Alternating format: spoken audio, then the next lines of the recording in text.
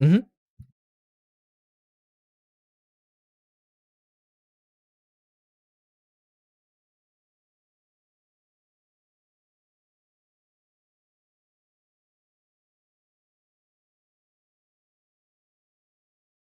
Oh wait, you know what? Now that you mention it, I think I did see like a Gentleman Last Oasis video too. I didn't even think about that.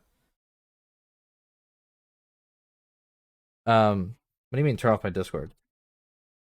Oh, they couldn't even, they You can't couldn't hear even me? hear him. No, that's my fault. It was my fault. I had Discord muted. Oh fuck me. Okay, wait. Now you're gonna have to say everything you just said about Gentleman again. All Sorry, right. dude. That's my fault. My bad. My All right, bad. chat. Can you hear me? Y- They should be able to hear You you. should be Yeah, able to yeah, hear me yeah. now. You were completely muted before, so now you're All right. not. So Glad you're listening. All right. Yeah. Okay. Gentlemen, we're most of them are from Darkfall. Met from different versions of Darkfall. Uh, we play all these types of games. We play like Albion, Last Oasis, Life is Feudal. Basically anything that's got some kind of loot system, full loot, PvP. We're all about it. But yeah, most people probably haven't seen us around Mortal because I'm probably one of the only actives. Some guys hop on once or twice a week, test a new build, hop off. But like most guilds, we're waiting for launch. okay. And then I was talking to him before, and they're probably not sure if they're gonna do open recruitment, but if you guys are looking for like a more, I don't know if you would label yourself as hardcore, but definitely like a PvP guild. You could probably reach out to Vaynard and talk to him and Yeah, see yeah, we're definitely still what gonna have about some that. noobs in there. I mean, even with our own group, like I said, there's a couple people waiting to kind of pull the trigger at launch, which I don't think is a good idea, but especially if they already own the game. But that's their decision. I mean, even for me, like I definitely not a hardcore PvP guild by any means. Like we take like all sorts of new players right now, but um maybe after launch, we might have like a playtime requirement because like what tends to happen is like a lot of new people will join the game and they get fucking killed at the graveyard and they kind of figure like, all right, maybe this isn't for me, you know what I mean? And then they leave. Maybe like having like 100 hour playtime or something, then Mhm. like, okay, this guy's been at least killed like Yeah, 5, 10 times. You know what I mean? Like he's yeah, lost his loot. So um, I don't know. Maybe I might even do that for myself in my guild after launch. yeah. Um, Yeah, I mean, I say we will pick up some noobs. I mean, I think every guild, at least for the first little bit, should definitely pick up new players just to help the game a little bit. But yeah, if not to just like get your guild more active and mhm, more people playing and shit like that. So yeah, and I mean, it will weed people out. Like you said, there's people who are going to join guilds and they're going to lose their bone sword at a graveyard and rage quit. But Hmm. you know, game's not really for those types of people. Yeah, no, like you have to grow some thick skin in this game, especially with like Mhm. VoIP and everything else. People are gonna talk shit to you at some point, Oh yeah. just for no reason. They're just hmm gonna talk shit to you just to get a reaction or whatever. So, uh, I would rather that though. I would rather if I'm going down, like if I got like 10 guys roll up on me and like I'm like the other day I got jumped by Rage and Olivia. They mhm. just killed my horse instantly. It was like I think 6 or 7 of them. I'm like, oh, I'm dead. So I was just like, what's going on, fellas? Wait, And Rage and Levia together? yeah, Well, Saruka, what are you doing? You got alliances now? No, I'm just kidding. I'm just calling him I out got, because I got jumped outside of Bhakti. But yeah, I was just like, I was dead. I was like, I knew it. I was like, what's going on, fellas? And they're like, oh, by yourself? I'm like, yep. So we chatted for a minute. They're like, all right, leave now. I was like, all right. And like, I didn't care if I died. I didn't have nothing good on. I think I had some malarium on, but I was like, VoIP right there. It's just like I would have been dead if this was a type based game. yeah, yeah, for sure. No, you definitely get like a different type of interaction with the players when you have VoIP. Uh, hmm I'm so glad this game has VoIP. I mean, it's really toxic sometimes, but like it's hmm also like you get really funny moments too. Like you know who Bear? You know the guild Bear, right? Yeah, of course. Okay. Did you ever see that old like it's probably before you started playing, but there was like this huge battle between Bear Alliance, I was in the Alliance at the time, versus like Legion at Tefra Crater. Did you ever see that video where the Yeah, Legion guys yeah, pushed in? yeah. I did see that actually. Yeah. Okay. So Chieftain I mean he did it before, but he became like known for like screaming like into comms like push push push, like and my guildmate Barkland, he has a soundboard and he like clipped that, and it's like funny because sometimes when we go into fights, to like play that over VoIP while we're like pushing into enemy groups or whatever, and it's just funny as shit because you can't, I mean, you wouldn't be able to do that if you didn't have like VoIP and stuff. So you can just like play like random fucking music like in the middle of like fighting people, and it'll throw off their comms and shit. You can do all sorts of stuff with VoIP. I Mhm. don't know, and then you Yeah, got go ahead. like the role players who use VoIP and stuff, of course. So Yeah, I mean, the VoIP definitely brings in potential for the RP guilds, which I mean, there already are, but might be more. I think Lyric is talking about playing this again. I don't know. So like that's a big part of the RP community. yeah, I wasn't watching lyrics when he was playing. But I heard he wanted to do some sort of like Ogmere guild or something. I Is think it that was right? Thurstar. Thurstar. He was like a dumb orc. Oh, I thought he was talking about like the gorillas or something. I might have been, but when I watched him, I know he was a Thurstar and he was talking in like tongues, basically. Oh, okay. Yeah, it was. I don't know. It's pretty funny, but again, like I don't know. I'm all for man. If you want to, I think the RP potential in this game is hilarious. It's not much of an RPer myself, but like if you're coming in this game just to RP, I don't. I mean, I don't know. Like the VoIP is Yeah. there. That's it. Right. There's no Well, features right now. Yet. I mean, we'll probably have like they're gonna add like all that shit. Like, I mean, the character creation's already pretty immersive. Like they Mhm. have like fucking chest hair and like your dick waggles and when you walk and shit. But they're gonna be adding like tavern stuff like beer and like Mhm. it'll make your screen go blurry. They'll have like games and stuff that you can play. I mean, RP was always kind of like uh you have to make shit up on your own sort of thing, Yeah, anyways. yeah. You know what I mean? So as far as that goes, I think the game with VoIP and stuff like that has pretty good potential. Let's compare it to like Albion Online. You know what I mean? You can't really be immersive in role playing Albion Online. There, it's top down view. You know what I mean? Like you're not first person. Like Mhm. so they have a lot less tools to say for like a role player than this game would have, for example. So um Yeah. I remember even in Mortal 1, I remember when I was like when that game was new and I was a big noob, I remember walking down the road outside, I think Fabrinum, and this group just rolled up on me, and I think the guild name was like Cult or something like that. Alt. And yeah, the cult or it was something like that. But they were like RP PKers. They were like fanatics and they were trying to make you join their cult. And they were talking like priests. Again, this is all in chat, but I was dying laughing. Like they're like, yeah, join us, join the cult and become one of us, brother. And I'm just like, no. And they just killed me. Right. They're just like, we Yeah. gotta sacrifice you. I was just like, wow. Like I was just thinking back, like that would have been so cool with Void. Oh, so okay, so you're talking about in Yeah, chat, like that's yeah, it's an texting. ML1, so these people are literally typing, but it was still funny as hell. But, like, Oh yeah, yeah, yeah. if you had that VoIP button there, that would've been insane. Or they just like 12 years old, and you're just like, oh jeez, like I get mean, out of here. back when Mortal 1 probably were, right? So, Yeah, everyone who played Mortal One is a boomer now. Like we're all yeah, old as fuck. yeah. So I no, think most of these games, it's older demographic anyway. Just kids it's these funny. It's days, they just wanna win. yeah, everyone calls everyone kids, but in the community, but we're all like full adults and shit. You know what I mean? Half the community has kids. Yeah, half the community has kids. Owns a home or whatever the fuck. Mm. So we're hoping that Hat Kid comes in late. He's another streamer. I haven't heard from him today. He's supposed to be on the podcast. But it's New Year's Day, so he's probably sleeping or hungover or something. Hopefully alive. But he might show up late, just as an FYI.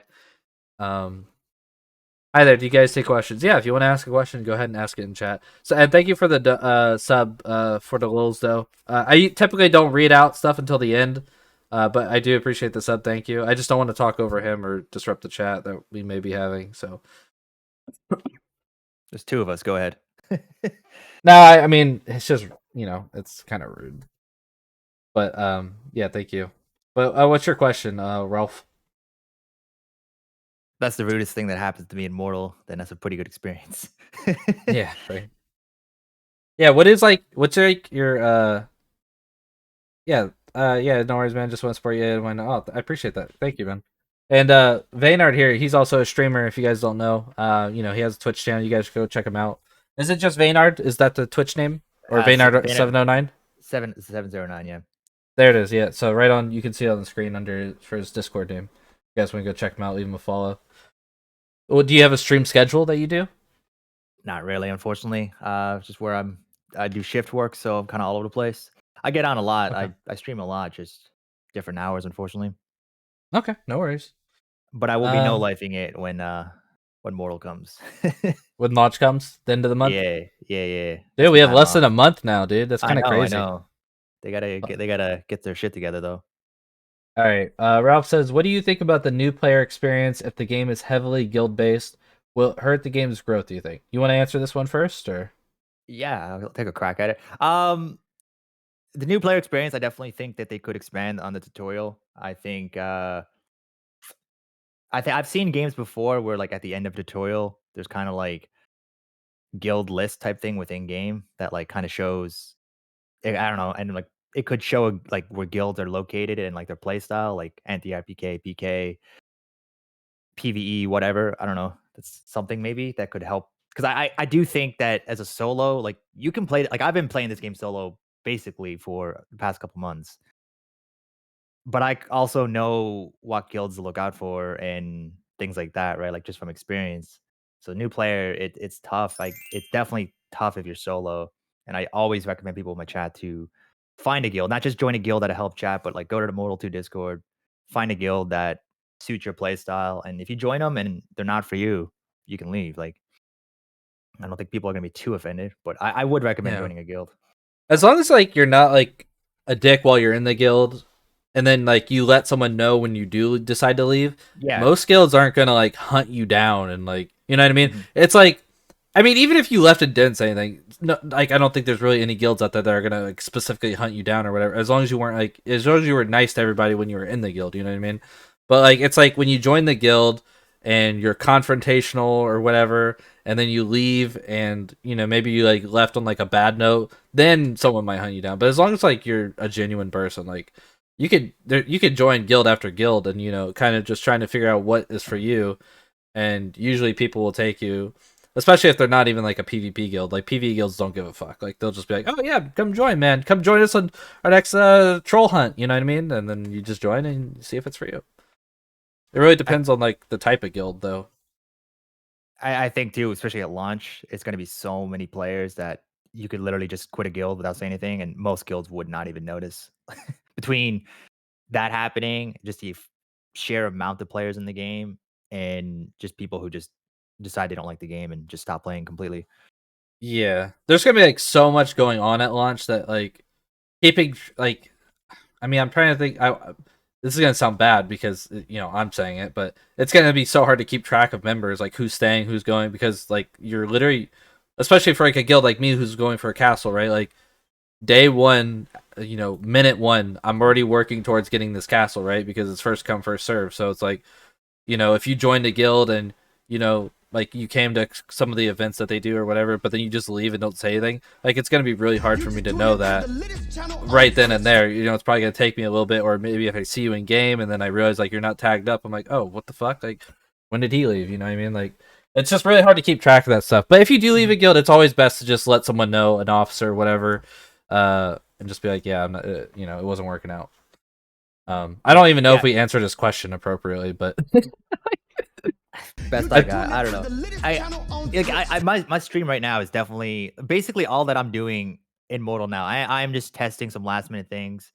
But I mean, I've done more than everything I wanted to do in beta. I should not even be playing beta, to be honest.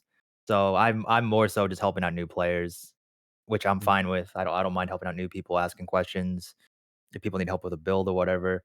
Um, and there's a little right now, at least I can't speak for launch. There's a lot of surprisingly a lot of people that are super helpful to new players. I've seen yeah. so many guilds helping new players, and like even help chat is less trolly at the moment. It seems like a little bit. It is until there's drama, and then Yeah. ignites. But I don't know. It's really jaded. Because like a lot of the guilds are only helping new players in hopes that the players join them, right? Like, I mean, Yeah, granted, that's not everyone, of course, but most of the time, especially like the bigger guilds, like it's very like agenda driven stuff. Um, especially if like the person lives in their area. Maybe if they're not exactly specifically trying to recruit them, they're trying to help them so that they know that they stay in their area, because usually it helps the area when, for defense wise, like when you have yeah, people come and attack your town, if you have like a bunch of like even randoms, that are there to like either, run in and be a meat shield for you or to help you or whatever, you know what I mean? There's always kind of like a reason. It's not usually genuine, unfortunately. That in my experience at least is what I found. So, but yeah, there are people that will help you, and 9 times out of 10, it's accurate, I would say, for the most part. as with Mortal 1, I would say 80% of the guilds after the first, like, 2 months stopped recruiting because spies were rampant. Yeah, You I go mean, yeah, you go into, I'm like, pretty sure I have spies in my guild now. yeah, I mean, that's gonna happen in this too, but it was just I just remember back then, like, because I think this was probably all TeamSpeak back then, but it Mhm. was like you were, doing your own thing farming, and you go down to a TeamSpeak channel and was just like, "Yo, I think Vayner's a spy." Like, "He's not on channel. He's not in the main channel. Why is he not here?" It's like, "'Cause I'm out butchering pigs. I don't need to be in the channel." Yeah, that's a problem I'm like kind of having in my guild right now. It's like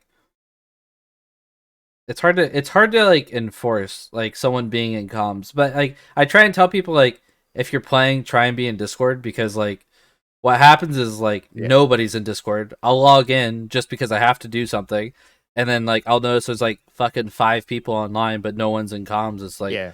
well, what the hell? Like activity breeds activity is what I always tell Mhm. people. So like if like someone like just got home from work and they're like debating whether or not they're gonna log on Mortal, they look at the guild Discord and they see absolutely nobody, but realistically there's 6 people online that would be willing to play with them. Like vice versa, it goes both ways. But they don't see anybody. They're probably not going to get on. They're be like, oh, Yeah. nobody's on. Like I'm not going to get on. Like I don't want to play by myself.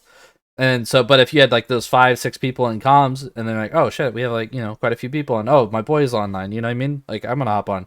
But at the same time, like if you're just on and you're just like mining or you're refining or doing like just like your kind of quote chores or whatever, then I can see why you might not want to be in comms, like if you're just watching videos and stuff while you're doing your shit. But Yeah. yeah, I it's mean, hard. it's still good even if you're in your own little channel in Discord.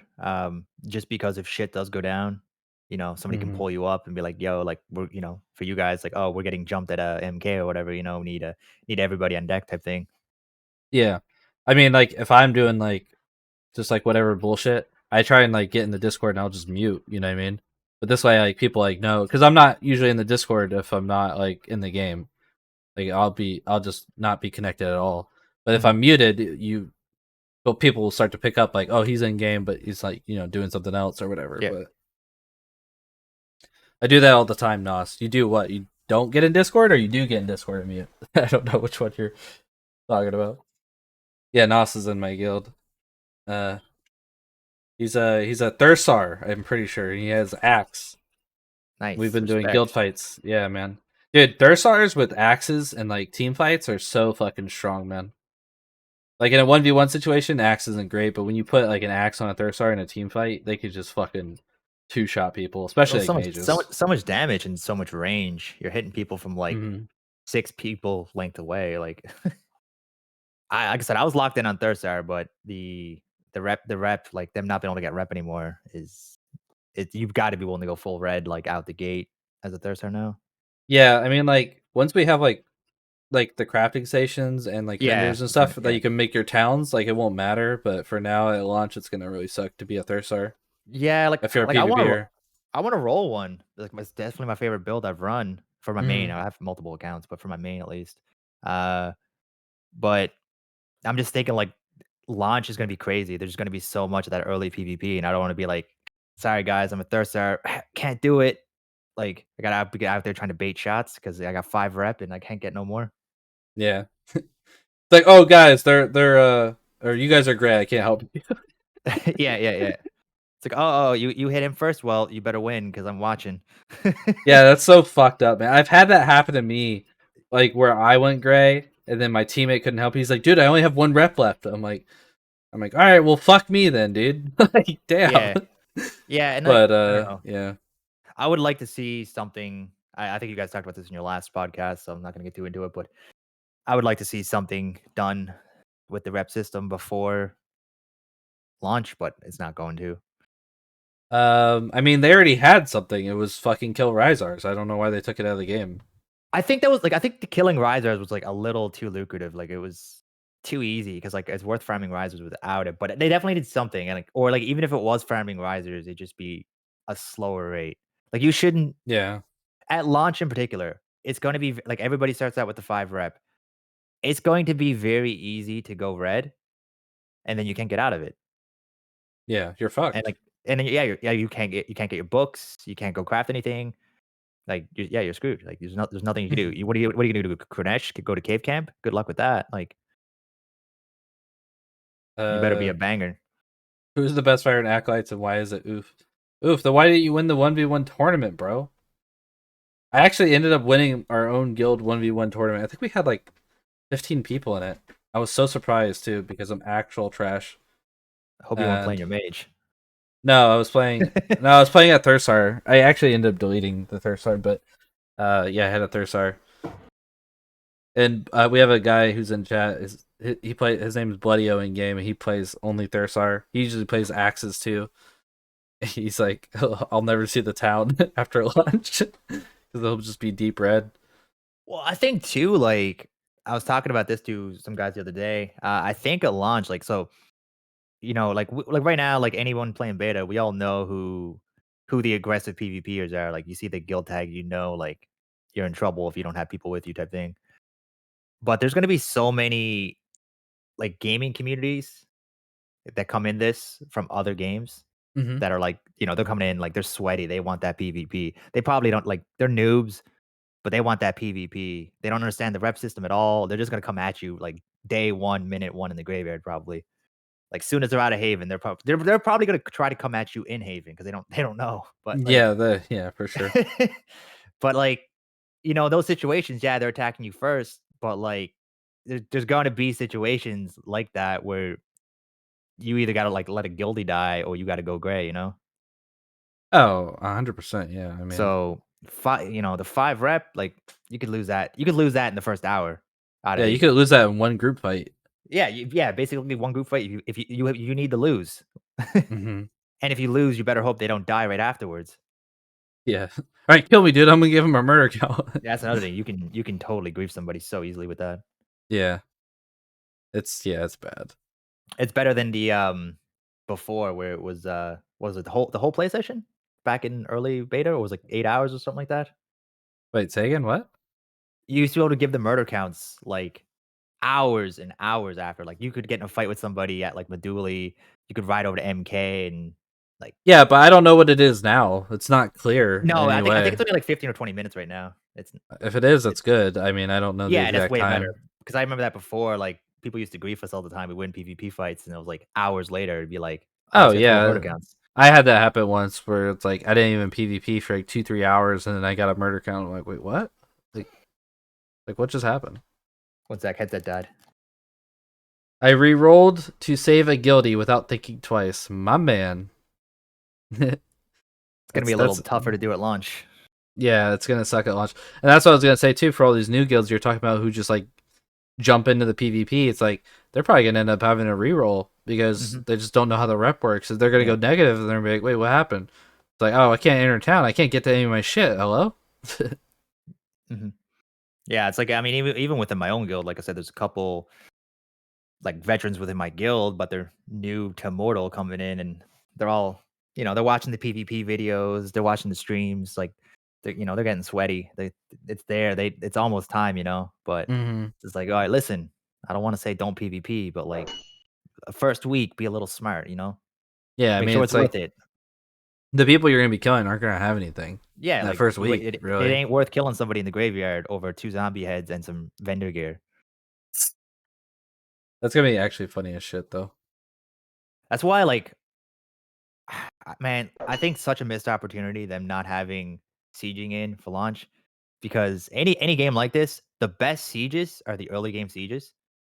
Like, just think like early siege, you got to have like I don't know, say Acolyte's got a half built keep. You guys are getting sieged. All right, everybody gear up. Somebody Mhm. might have a Cuprum sword, you know. Everybody else is rocking like bone or fucking millennium or just like crap gear, right? Like that would be so funny. Everyone's Go running around in out. shit gear bags, slow as shit, weak as shit. They'll have bone tissue bows for Yeah. poke. Yeah, like, it's just like, that would be so fun, like, that's such a missed opportunity there. Obviously, also, missing testing opportunity, but that's another thing. But, like, I just that early PvP in games is often hilarious, and not being able to see that on a large scale in a siege is gonna be unfortunate. Yeah, I mean, I hope that's one of the first things they add is like siege and like TC and stuff because obviously that stuff's important as hell. Um, Mhm. Preacher 19, Buddy got in a fight and went great on the third guy in the fight. The three left and he watched them jumping off the bank to die and they all gave him murder counts. Yeah, that Yeah, happens. that's what happens. Crap gear, limited horses, and just a bunch of peach juice. The fuck? That's Peach it. juice?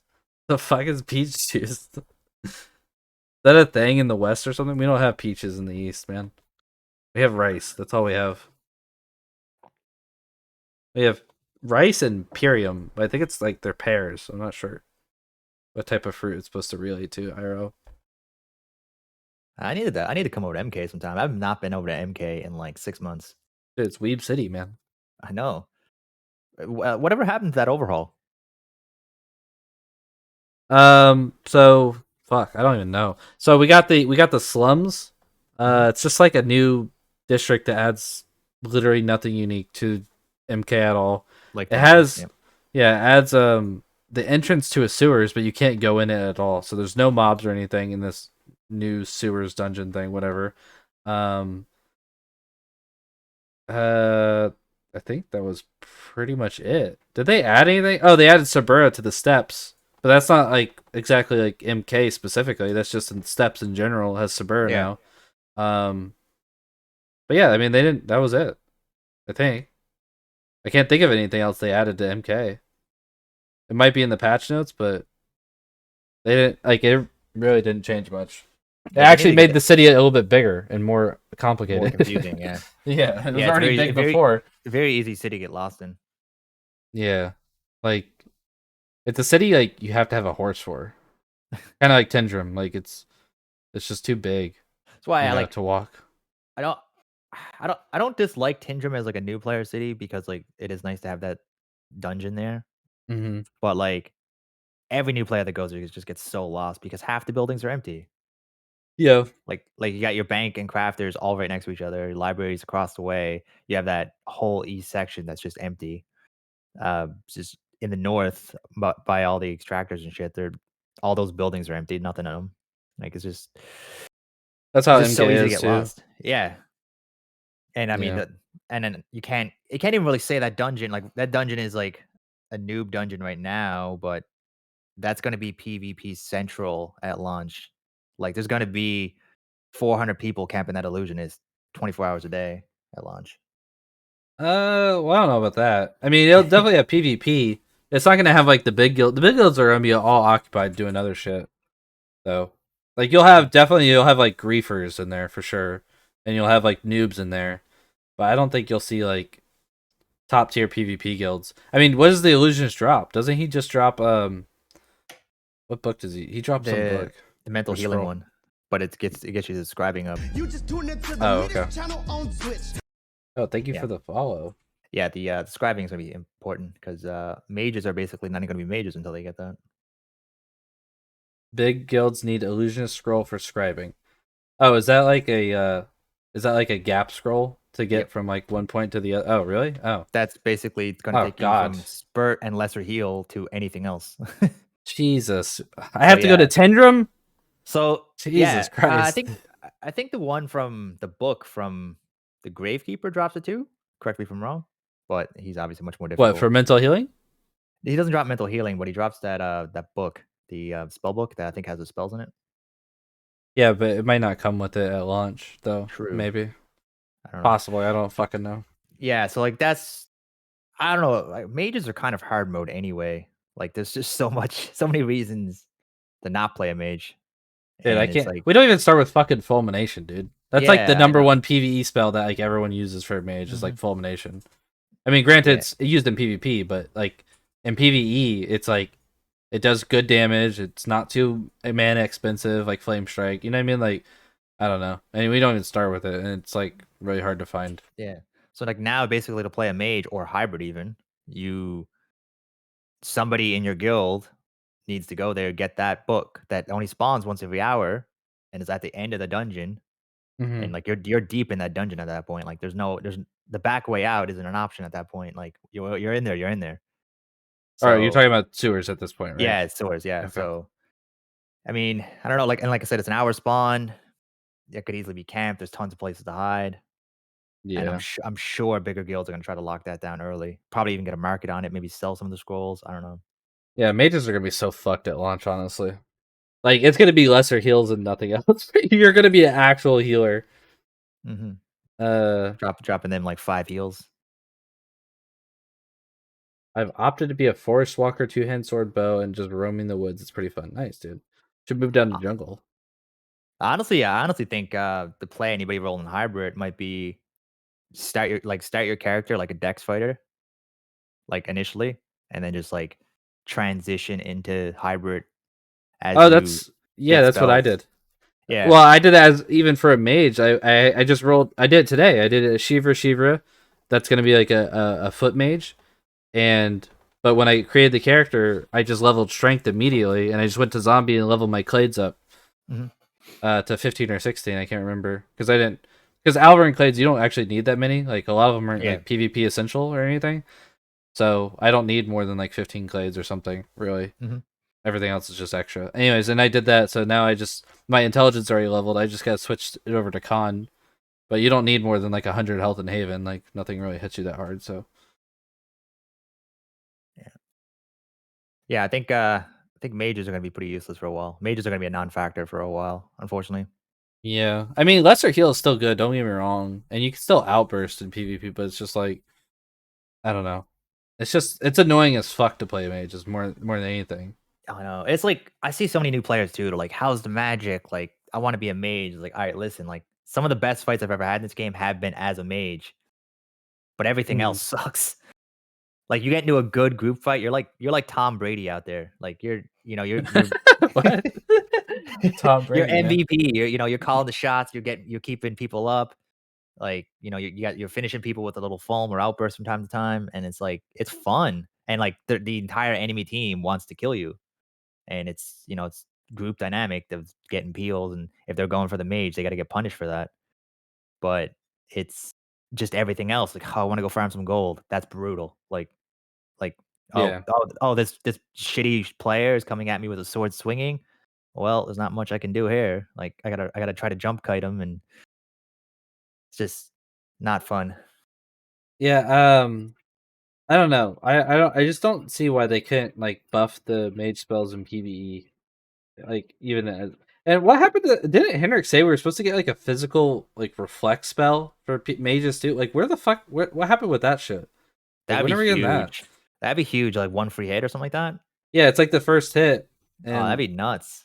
or maybe it was only like 60% damage or something reflected or So something, but still even that, you know what I mean? Like send that longbow arrow to the head right back at him. that was like weeks ago that he said that was coming soon.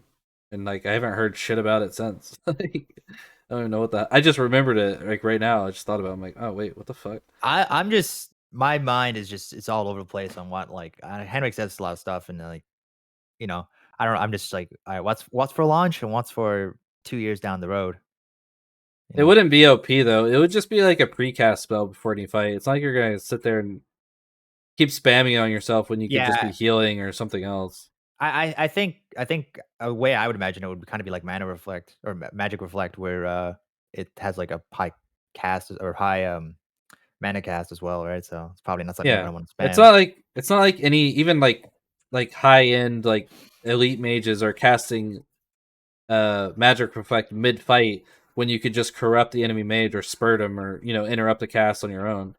Like you don't see mages casting a spell reflect in the middle of fights really. Yeah, but I don't think that reflect melee spell, even it's not even like full damage. I'm pretty sure. I don't think it's gonna be OP. It'll be like a nice little addition, but I don't think it's Get gonna be that spell crazy. casting, you go find their hammer user and just walk straight up to him. Mhm. Take that hit to the head. Yeah, it also depends on how long the reflect lasts too. If it has like the duration of spell reflect, yeah, that's good. Or that's great. But it could only last like 20 seconds too, or Yeah. something. You know what I mean? So it really depends on that too. What the Yeah, duration is. I think it's if it's something that's more um favored to cast on yourself rather than say, okay, I'm gonna cast Oh, on certain character. you could only cast it on yourself. He did say. Yeah, that makes sense. Because like I was gonna say, if you could cast that on your front line, that would be pretty clutch. No, yeah, you would. Oh, if you could cast on your front line, then you would spam it for sure. But no, it was only a self cast. He did say it. Sorry, I didn't say that. But no, You he might did have say I that. No, I definitely didn't. I know it. As soon as you said that, I realized it.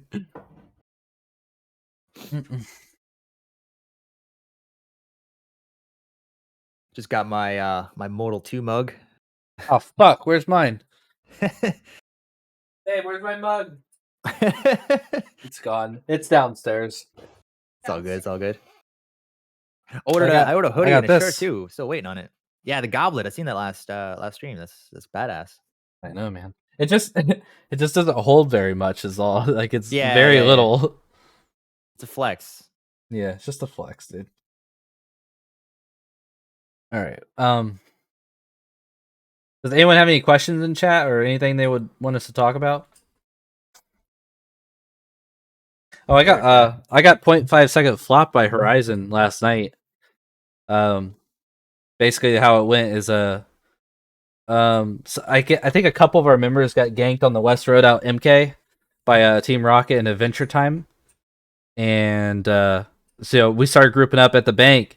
And at first, everyone was like, "Oh, let's go mounted, let's go mounted." I'm like, "Well, let's just do a foot roam because like if half of us go mounted and then like some guy gets dismounted, like we're basically kind of like leaving him out to dry because like you can't really fight effectively if like half of you are mounts, half of you are on foot." So I was like, "All right, let's just put all our mounts away." And while we're putting all our mounts away, this Adventure Time guy, who we know was with Team Rocket, is like sitting at the stables, and we're like, "Okay, this guy's obviously scouting us." So like he kept running back and forth, and we're like, "Okay, next time this guy fucking comes back, let's just try and kill his fucking horse real quick."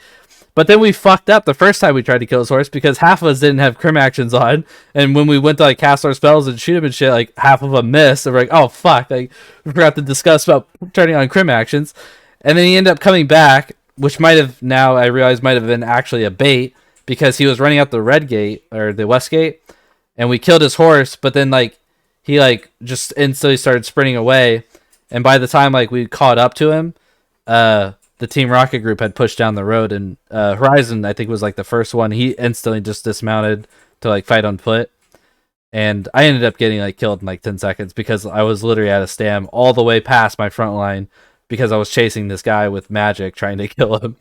But yeah, then I don't know exactly how the rest of the fight went because I was dead first, but they all died. We had like 6 or 7 people. I don't know how many they had exactly. They probably had like similar numbers.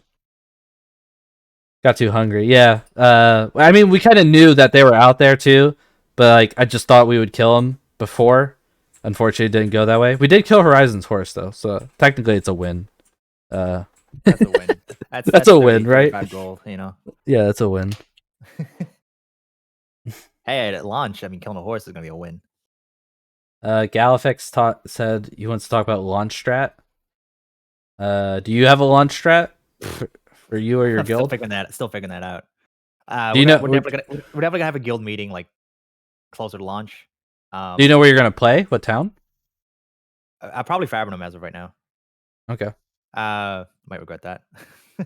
Yeah. Well, it's just heavy PvP. If you like Yeah. PvP, you know. Yeah, I know. But I think Henrik said in a couple streams ago that because we were all like, all right, skip Haven because like obviously day one is going to be a shit show. It's going to be logging queues. But I thought he said that when you go to uh, the Haven statue to go to whatever town, it puts you in an active queue. So you're in queue, but you can still go do stuff in Haven. Oh, really? I So didn't hear that. yeah, so like you're not stuck at the menu, like because that's what I was worried about. Because like back in like the first stress test, you had a queue to get into Haven, and then when you went to go leave Haven, you had to get back in queue. So it was like people didn't want to leave Haven. Oh yeah, it would log you out. Yeah.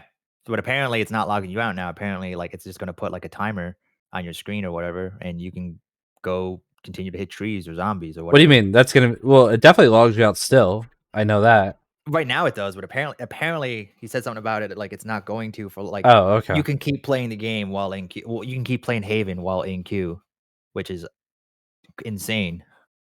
Yeah, but will it log you out once you get past the queue? That's my question. I mean, it might, but if you're past the queue, I guess it doesn't matter. Well, yeah, it does because it logs you out. Then you have to get back in queue. I don't know. Well, my understanding is you're beating the queue. Like once the timer's up, whether it logs you out or just puts you straight there, I don't know. But Okay, well, I hope so. Maybe it puts you in Yeah. some sort of whitelist or something. I don't know.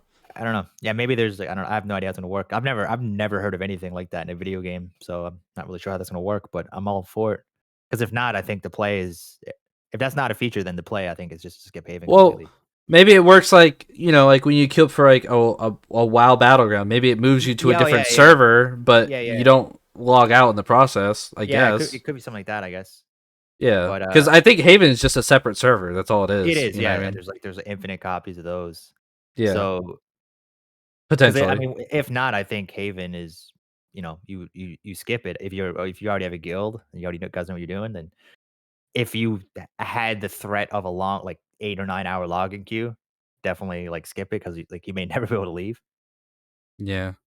Because let's be honest, Um. launch day it's gonna be disaster. Like there's gonna be Yeah. login queues. There's gonna be crashes. It's just gonna be laggy. I don't think any of us are playing at launch on launch day.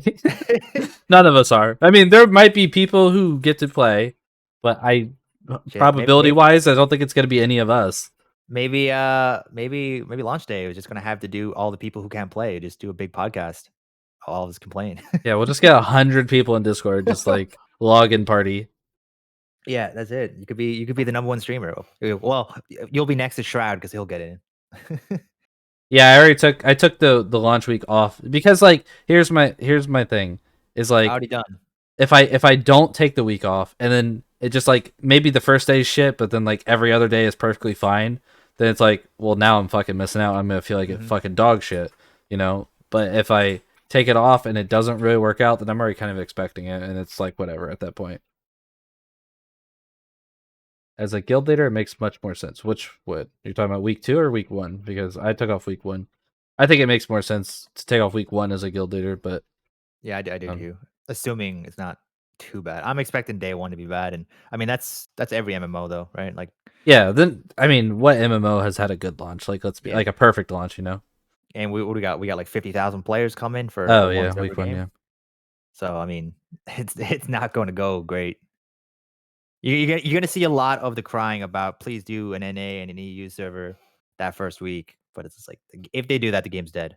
I remember, Game's dead. I remember Horizon was a big advocate for the NA server. You gonna bring that back, Horizon? It's time to reloop that content in the Immortal Discord. I'm an Let's NA hit it up player, again, man. but I'll join you, dude. I think the game's dead if they do it. Game's not gonna hold that population for long, and then it's gonna be 2 half populated servers. Yeah, yeah. Wait, did you hear her, by the way? My girlfriend? Briefly, yeah. Oh, right there? Because as No, soon no, as no, you no, said no, no. that, she's doing her own thing. She has nothing to do with this. But she said, "No shit, idiot." Like right after you said that, and I'm like, "Oh god, I hope we didn't hear that." No, I didn't Like hear that. she's not talking to us. She's not even watching or anything. So she's playing Apex. So that was just timing. Really good timing. Oh, sorry. I was gonna get to that, Bellagio. So he's asking, what is your most excited feature content coming to MO2, Vaynar 2? Honestly, it's just well, I am curious about the massive bosses that's on the roadmap for launch, and like in general the massive fights, because like for example, like Minnow King, I don't know how many people you need to do Minnow King, but it's like 10 plus, right? Let's assume it's like 10 plus. Spider Queen, I think people are getting away with like 8 people now, or maybe closer to 10, I don't know. But these are like, these are coordinated groups that you have to have. If you go in there with a Zerg, you have no idea what the fuck you're doing, you're gonna wipe. 100% you're gonna wipe. These are also like, fully level characters though, something taken into account. and they're fully level characters with decent gear. So I'm wondering what the world bosses and the massive tier 3 AI is gonna have, and what it's gonna require as a group trying to complete it. And then besides that, TC, of course. I'm building my outpost and my empire. My empire. What about you, Vanard? I think for me, it's just like it's gonna be probably just the sieging and the TC. I just think it's gonna really mix up the world. Certain guilds take certain keeps, and then you're gonna see like all the political drama of people getting sieged and you know Or maybe there yeah. are no sieges because Kodo and Legion are allied up now. What do you think about that? I was surprised by that for sure. Okay, wait. But I'm gonna get so much flack. Okay, they're not yeah, officially. They're not technically allies, yeah, but they have I'm their referring. keeps. Yeah, I'm referring to the bear video that just came out where the or Legion called Kodo to come help them, and then they all fought together against just one guild, the two different alliances. It's a lot of I'm people. just clarifying myself here. Hands Yeah. up. But I mean, Victus did have like a world famous quote saying basically that as long as Legion exists, Kodo will exist or something. So I mean, if that's like the most non way of saying we're in alliance without saying we're in alliance I think I've ever heard. You know what I mean? So I don't know.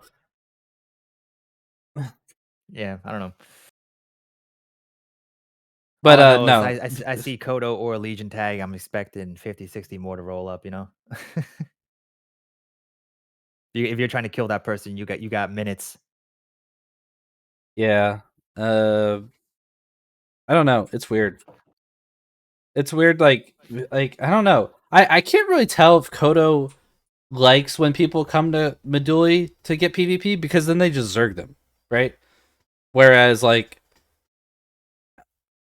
I don't know because you'll see someone go to Meduli, right? You'll see it in help chat. You don't actually see it in game. You'll see it in Yeah, help chat like, "Oh wow, good job Kodo, 20v5, GG." And then Kodo's response will always be like, "Well, don't come to Meduli if you don't want to get zerged." yeah, And it's like, do they like when people come and then they zerg them, or do they actually not want people to come to Meduli? I can't tell anymore. yeah, At first, I thought they liked it, but they say it so much where it's like, well, don't come to Meduli if you don't want to get zerged. And they do it so consistently where they zerg people with like big numbers that it's like, I don't know anymore if they actually want people to come to Meduli for PvP. I don't actually know if they're a PvP guild. I can't tell anymore. yeah. It's like, well, you gotta look at the point of view too. It's like just if you're if you're a Kodo member or whatever, uh, Mm-hmm. you're Meduli and someone's like, oh, there's PvP out the west side. What are you gonna be like? No, no, no, look, don't come. Don't we have enough. Don't come. That's you gotta realize they have like a lot of newer players too, right? So Yeah, but PvP is I exciting probably. guarantee you it's not so simple like that. I guarantee you they're pinging people. Like they're going out of their way to be Yeah, like, "Hey, let's get a bunch of people," or we got rats coming. Let's all group up. yeah, And then yeah. that's when you get like 20 people, whereas you probably already had like 5 or 10 people just in your channel, Mhm. and they only have 5 at the graveyard, so it's like but they bring 20, what I mean, to come kill them. Yeah. So at that point, like if you wanted good practice PvP, then you would just take those 5-10 to go fight those 5, right? Or whatever it is. Whether it's even number or close to. You wouldn't want to grab like 20 where it's just like a fucking literal zerg down and you're just like running them down, you know what I mean? Like that you don't learn anything from that, as an experience, right?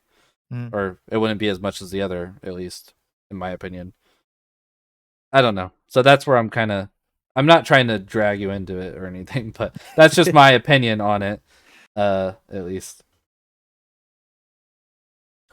Legion always kills me, and Artisans, Legion are rats.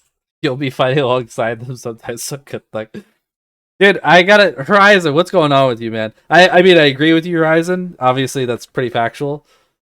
Um, but Horizon, I feel like you're so I don't want to say salty, but you're definitely like you're picking so many fights with so many people right now. Like this whole past week, I feel like you've just been like adding people, like fuck you, you're fucking an alliance, you're a piece of shit. He's just been adding everyone to like Imo Discord. It's funny to watch, but I don't know. I don't know. He's like I think he stopped doing cocaine or something. I don't know what's going on. Jesus Putson, you're doing a podcast this early on New Year's. It's fucking like 1 p.m. How is this early? Well, 1 p.m. Eastern, I guess. Why this podcast is here? Uh, Yeah, I don't know how to answer that. I don't know for, either. for your entertainment value, gotta tell people how it is. Oh yeah, dude, I guess so.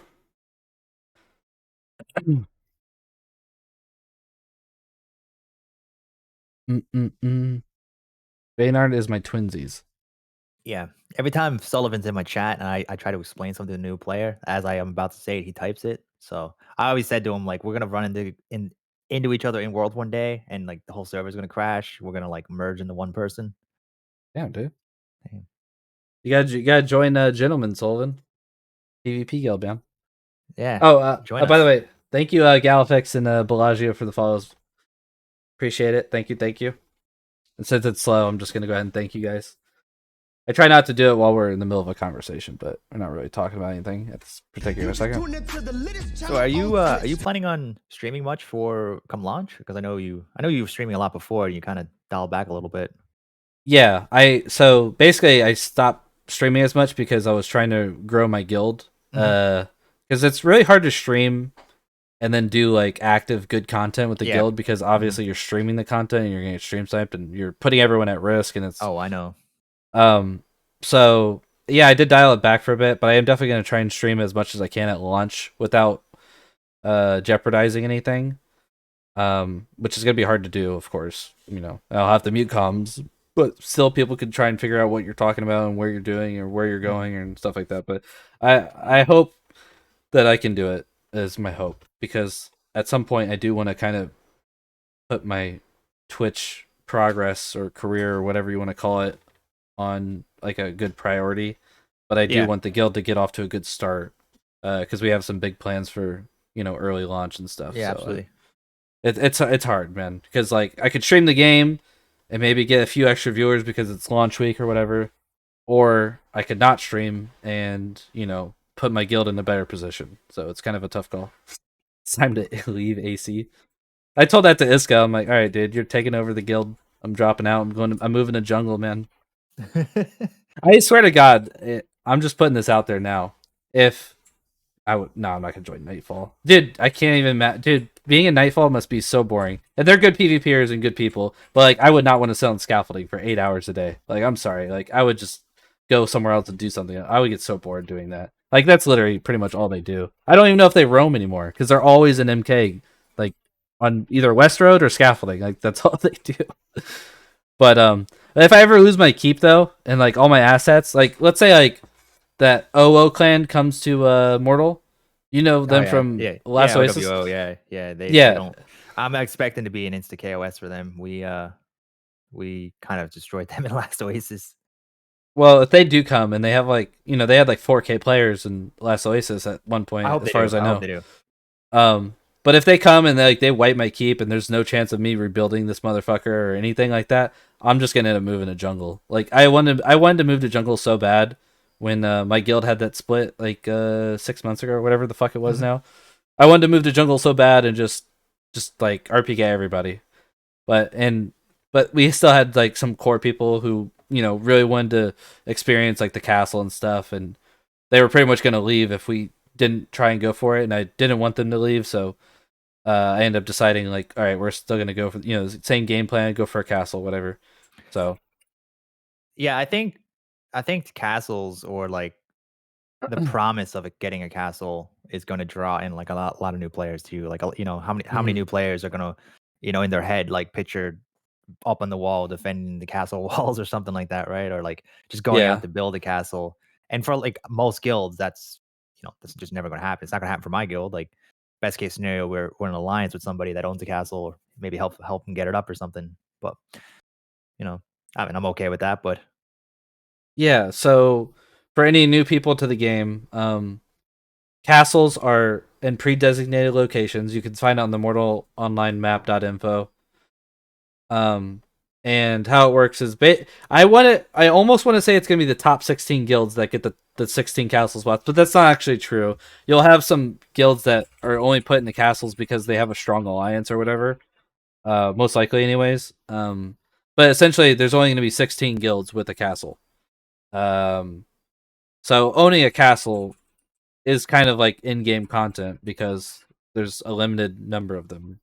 So only so many guilds are gonna have a castle. And when we hit launch, I'm sure we'll see tons of new guilds, double digits for sure. So Oh, talking about castles, I was talking to Haka about this the other day. Actually, what do you? So, do you think the play at launch, to say, for you guys or your Kodo, like one of the guilds is definitely getting a keep? Uh, do you, or castle, I should say? Do you think the play is literally just get that gold, get that deed, and just go straight to the plot that you want, or oh, do you think you're 100%. better off getting some resources first? Because I mean, No, it could be grief, but like nobody's really gonna have like messing hammers and shit to grief it down.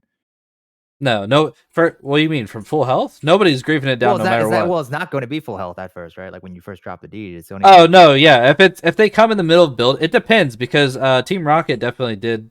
Yeah, Well, their I know. alliance they Yeah, took out VIS keep, but yeah, that was like 6 months into the beta or whatever. I see what you're saying. Um, it really, I mean, we don't know how launch is going to be. We can only assume how launch is going to be and what type of clans and stuff like new clans we'll see. mhm. Um, but I definitely think it's 100% worth for anyone to just get that gold, get the materials, and just plop that bitch down. There's no siege, so it's really first come first serve. Assuming you don't catch someone with 10% built keep and wipe their whole group, and then have the means to destroy it, which is just highly unlikely. Could you imagine the server drama from that? That'd be so funny Well, though. I don't know if it'd be server drama. It'd be more like regional drama, and the rest of the server just laughing at them. Probably that would, Yeah, would it be? but it's like as I'm saying, like this game has a lot of politicking, and it's been a lot of politics even in beta, and Mhm. I think it's super interesting. But I'm excited to see like what third party groups come in and throw wrenches in that. Like you kind of mentioned OWO, if they came in with like a couple thousand people, like people that aren't allied might have to ally up to take them down, type thing. Yeah, Like if they even came in with 1K players, that would shake up the entire political scene. yeah, and that's cool to me. Like I'm like there would be a bunch of noobs, but it's just you got 1,000 people out hitting It rocks. doesn't. I That's mean, this game isn't super hard to learn. Like once you understand the parry system, yeah, like you know how it works. Like it's what I mean. Like it's not super complicated. I mean, if you come from a game that never played directional combat, sure. But like a clan like Owo, they all played Last yeah, Oasis, so they yeah. know how it works. It's pretty Mhm, much the same shit. mhm. Um, yeah, like it wouldn't be hard for them to learn, and numbers count for a lot in this game. Yeah, So they would come in yeah, and they would dominate for sure. yeah. I mean, having that many people, you have a constant supply line. You got people out farming all day and night. You You have constantly people got farming. You have people. They would just immediately take over whatever town they live in. Like mhm, hands down, if you had 1,000 people from a clan like Owo, you would just whatever town they decide to live in, they own it at that point. mhm. But Maybe even the town next to it too. Like just because of proximity. Like if they lived in Warrenker, they automatically own Toxai, right? If they lived in Meduli, fat chance that they own Vada too. Just because of the distance, it's not too far. You know what I mean? I So feel it just like depends. I feel like if they had that many people, you'd get like an early warning system when they're coming with the lag. You'd just be like sitting in Meduli or Oh whatever, and yeah, it's like maybe. oh my frames just dropped 3. It's like I Oh, think people are I think I missed teleporting. something. Owo's coming. Yeah. I don't know fuck. It was a couple battles back now where like Henrik did like this event at Meduli, and then there was banners versus no banners. I went to that one, I and it missed was that like one, yeah. Legion Kodo on one team, and literally everyone was just teleporting everywhere and shit. I think he said they've optimized it and fixed it since then, but yeah, that was pretty bad. Yeah, he said that last time too, though. I don't know, the second or third Medulla Brawl, whatever it was. Listen, I'm just hoping Henrik sponsors me still one day, so I try not to talk too much shit. Yeah. Let's be honest. Come day one, Henrik's gonna be in the streamer that's got the Yeah, he's most gonna be views. in Shroud's chat. He doesn't give Yeah, a fuck about us Shrouds, everybody. anymore. Yeah, it's not just him. Most people are. So I'm enjoying the community while I can, and hope to see Yeah, most of dude. you still there at launch. But I get it. You guys are gonna try to backseat Shroud and all them. I know. Yeah, if Pizza Guy was online right now, half these people wouldn't be in Mhm. this fucking stream right now. I love Pizza Guy. When he gets on, it's like my viewership just dies. It's like, damn, I hate this Yeah. guy. Like I hate that I like him. Yeah. No, he's funny though. Is he like a gym guy? Is that what I'm getting? Like, because people are always talking about his fucking like his thighs and No, shit. no, he's doing like a weight loss thing. He's lost like 20, 30 pounds, something like that. So he's, Oh, okay. yeah, yeah. Uh, da, da, da. Let me see what the chat is saying. With the launch coming, what do you think of small town expansions? The road and Vada are already packed. Makes just moving around a pain. Well, what do you mean the small town expansion? Like, what kind of expansions are you talking about? I'm not sure what that means exactly. Will you still be having guild profile streams before launch with guilds that have stated they will be active in MO2 release? Yeah, I'm doing a guild interview right after this podcast at 2 p.m. So right after this ends, I'm gonna be starting that up with Housey Poo from Draco Sylvan, and maybe one or two of his officers. I don't know exactly how many people are coming. Hell yeah, get Shroud and Summit on this game, dude. I think Summit could be big in this game. To be honest, Summit. He I go ahead. I was just gonna say I don't know how big. I don't know how into this game Shroud would be. He'd probably play it for like a couple months, and then kind of get bored. But Summit could probably get really into this game. Well, I don't know, because like Shroud is mostly playing New World right now, and he said like I remember like a year or two ago he was doing like some video. Him and Summit were talking about like Ash's creation or something like that, which shit that's nowhere near release. But he was saying like they were asking like what's their favorite MMO, and he said like Darkfall, which is cool but like streaming wasn't really like a big thing back then, so it also didn't have to do with the stream sniping and all that stuff. So I mean, I think he'll definitely try it, but the dangerous thing about this game for a big streamer like that to come in here is, yeah, it's awesome to have a streamer with 50, 60,000 people watching them. That's amazing. Like that's so much publicity for the game. That's more than we could ever do for this game. But if their experience is not good, like if they're just criticizing it, or they're getting stream sniped, or they got Backfires. people screaming gamer words in VoIP, that's 50, 60,000 people that are probably like, this game's kind of garbage. Mm-hmm. Yeah, like that's why they're called. That's why we even are called influencers, because we influence people by what we do and what we say on our platform. And I mean, I agree for the most part. I mean, I think there are people who will see the game and instantly be hooked just based off of like maybe the Vada forest or the jungle or the lighting. Even though the lighting pisses me off, there might be someone else who loves it. Whatever it is, the aesthetics of the game. Anything, they could just be instantly drawn to it. Maybe even stop watching the streamer to go play it or whatever. It still helps the game in a sense because you'll still have a retention factor from it. But yeah, I mean, at the end of the day, if you have 60,000 people in your chat and you're talking shit about the game, it's not extremely great for the game still. But yeah, well, I mean, like I remember, it was like a few weeks back now, but I remember I was down in Tindrum Sores by myself, randomly bumped into Team Rocket, and they came back. They killed me earlier that day, actually, and I had a duel with Goddard, but then they were like, "Hey, there's like 12 Draco down here. You'd be number 5. Want to 5v12 them?" And I'm just like, chat's just like, "Do it, do it, do it." I'm like, "All right, let's go." And for the next like 45 minutes, we had 5v12 that we won, and the entire time there's all these new people like, "Wait, this is PvP? This is PvP? I'm buying this game. Buying this game." And I was like, "Man, this one piece of content sold like 20 copies of the game." yeah, Because like I was there, like I was barely even talking to chat because we were in deep, and I wasn't in Discord with them, so I was trying to listen to VoIP calls, which was tough. And but wait, you said people were God dying. tier? Yeah. Oh, that's Horizon in chat. Yeah. Yeah, that's who he is. Yeah, yeah. Yeah, that was a few weeks ago now, but like just that's an example. Like, I mean, if you're doing the content that people want to do and you're having fun doing it, whether it's PvPing, RPing, crafting, then it's a better experience for the game, right? You're doing what you like, it's fun. Yeah. And I'm sure it's the same thing with you. I'm sure people have come in your chat when you're streaming and you're PvPing or you're doing a dungeon or something like that. People just eat that shit up. Yeah, I mean, if you're not having fun, your stream quality is going to go down for sure. Like, and that's just in general. It has nothing to do with this game. You know what I mean? So I always, when people ask me like, what should I do, or like even like a new player, he's like, all right, what should I do now? It's like, well, what do you want to do? You know what I mean? Yeah. Like, do you like taming? Do you like PvP? You know what I mean? Like, you want to go explore?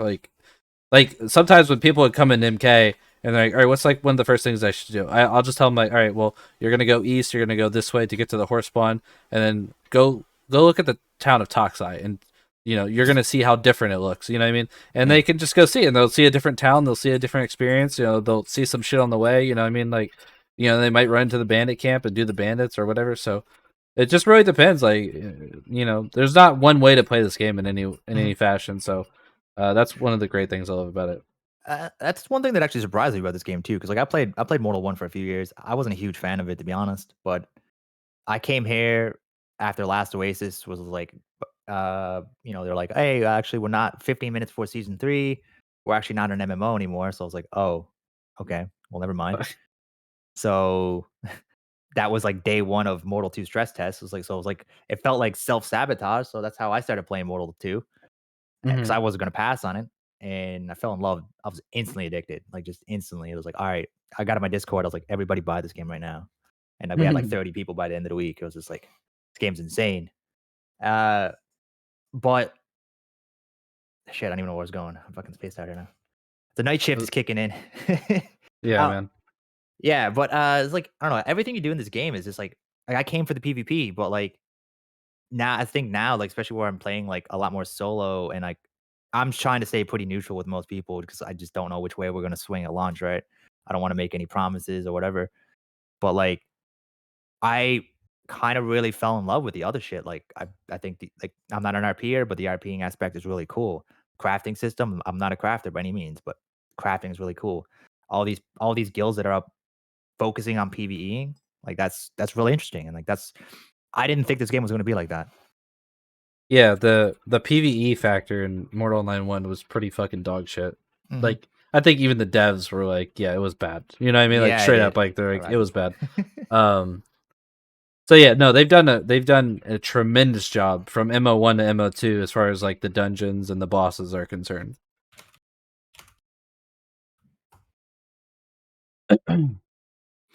Yeah. So that's the thing. Like this is like this is a weird game because it's that PvP sandbox MMO, but it appeals to more than just the general population, I feel like that general niche population.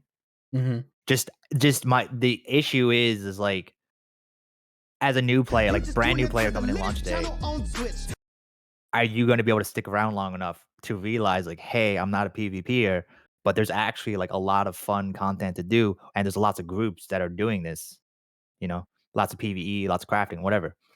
Like, because your initial experience in this game is probably gonna be getting killed at the graveyard Yeah, that's a why lot. like a lot you'll see a lot of people like say like when someone's like, "Hey, I just bought the game, like what should I be doing?" And a lot of people will tell them to like just join a guild because like you can't do a lot of the stuff even like if you're fully experienced and know everything about the game, like you can't do a lot of stuff if you don't have a guild. Like you can't do any of the dungeon bosses. Mhm. You can't solo anything, you know what I mean? Like Nope. as far as like bosses are concerned. Um so it's like a lot of people would say just join a guild, and then you know maybe you'll join the wrong guild or something, but at least you'll be experiencing more group content. You'll have people to play with, and they can you know give you feedback and you know teach you how to do certain stuff or whatever. You just learn the game at a much faster pace, um, which is good because like it kind of sucks when like you know like you think you understand the crafting and you're like spending all this time making like I don't know like a fucking you know Cuprum sword or something. I mean, Cuprum swords aren't bad, but whatever the fuck. Like you're making like the worst possible weapon and you think it's like, "Oh, this is the best weapon ever." Mhm. Come to find out like weeks later, it's actually dog shit. And if you had just joined a guild, you probably would have found out that information much faster and not wasted your own time sort of thing. I don't know. But that's kind of how I look at it. And that's why a lot of people just recommend guilds right off the rip. Yeah, I mean, I just think that even if it's a guild you don't stick with, I think just having those people in this Discord to be like, "Hey, so I'm leveling this. What do I do next?" Or like what's good to farm money at this level? Like just or just having a couple people to run with, like you could get jumped by a player who may not jump you because there's 5 of you now, right? Like it's Yeah. just the way it is. And like I said, you may not necessarily love that guild, you may not stick with that guild forever, but it's you got your foot in the door. And I think any new player that gets past the learning curve and gets past that, like getting their teeth kicked in, like the first few days, first week, first 2 weeks, whatever, they're gonna be like anybody that puts the time in is gonna be addicted. I well, there is a guild that you know saying that says in their recruitment post that joining the guild is optional. Uh, that's Harbingers. So I don't know if they're trying to be a starter guild. I don't think so because they want to own a castle, but Good way to draw people in. yeah.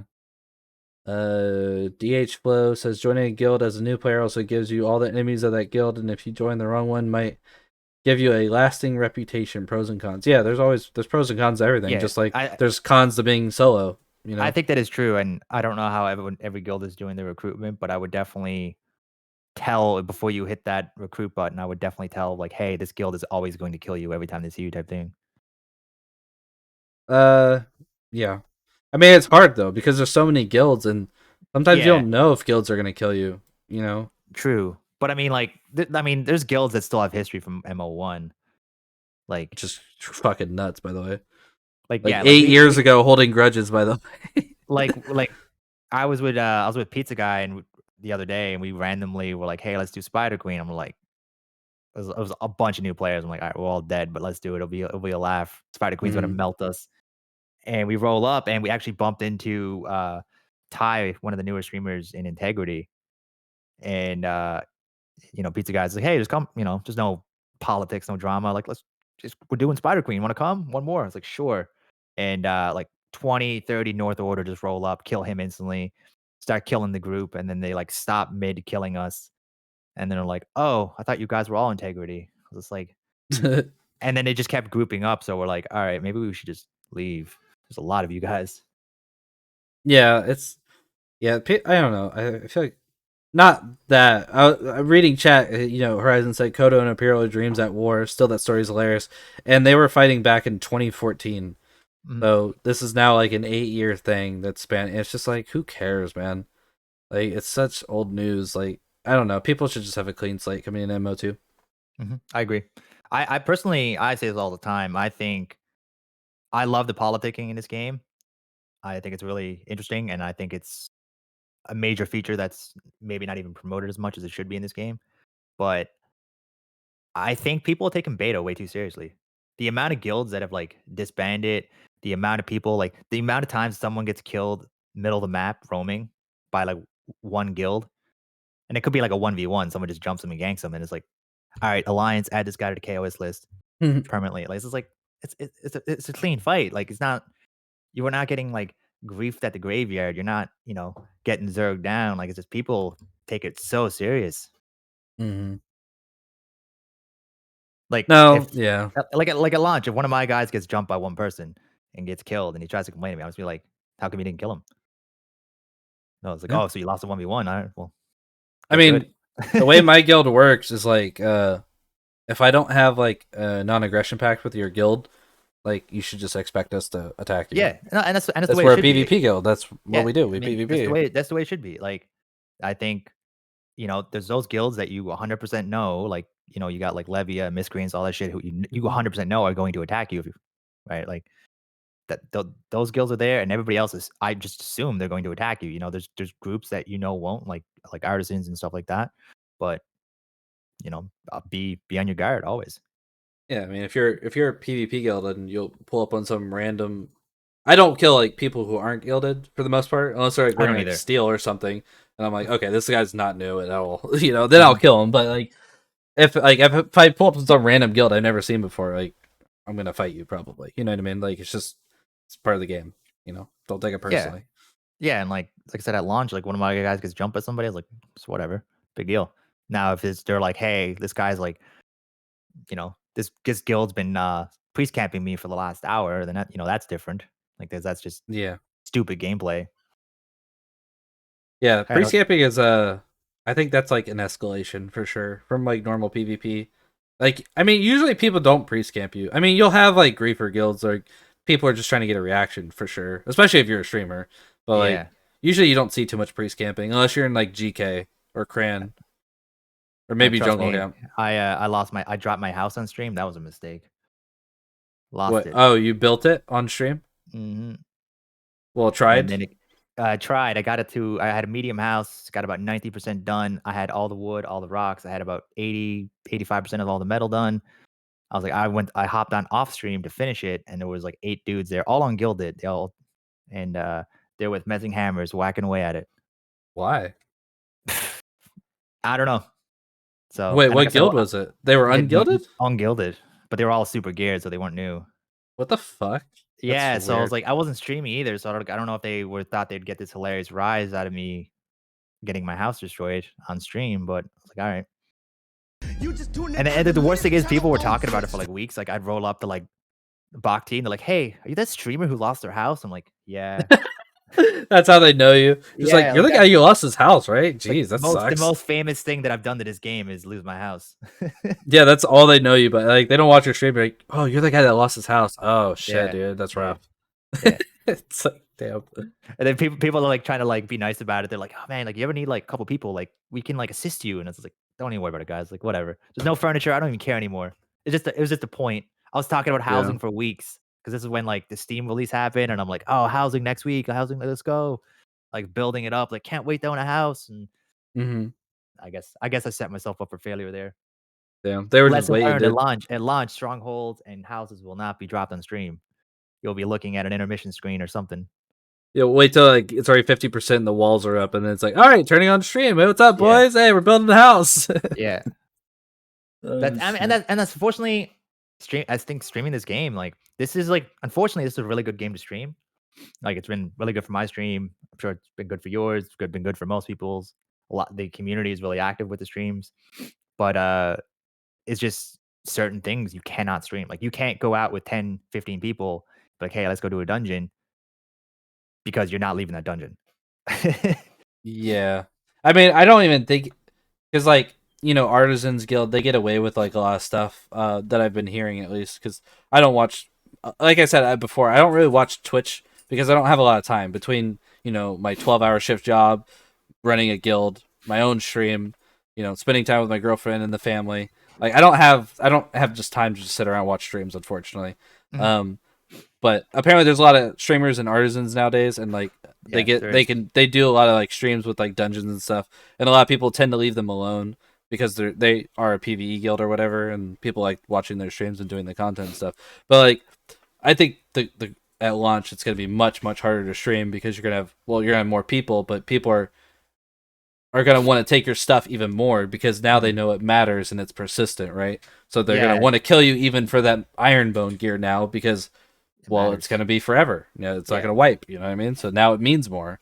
Mhm. So even like lesser materials are going to be, they're going Yeah. to have more I mean, value. So there will be more streamers though too. So yeah, but I'm just it, saying like stream sniping is going to become more rampant for sure. yeah, yeah. Unfortunately, which I mean, which sucks because unfortunately, like some of the best content to stream is doing dungeons or big PvP fights, right? Like Oh, definitely. It's like there's nothing so. interesting about you soloing bandits or something. You know what I Yeah, mean? like yeah, it's like, oh, okay. I've been farming bandits for the last hour. Yeah. Hang on, let me bring up my intermission screen, and you just hear shit dying in the background. I was like, oh my god, fucking Spider Queen's insane. And then it's just like bringing my screen as we're leaving. It's just like, okay, sorry guys, so And you guys not get to listen.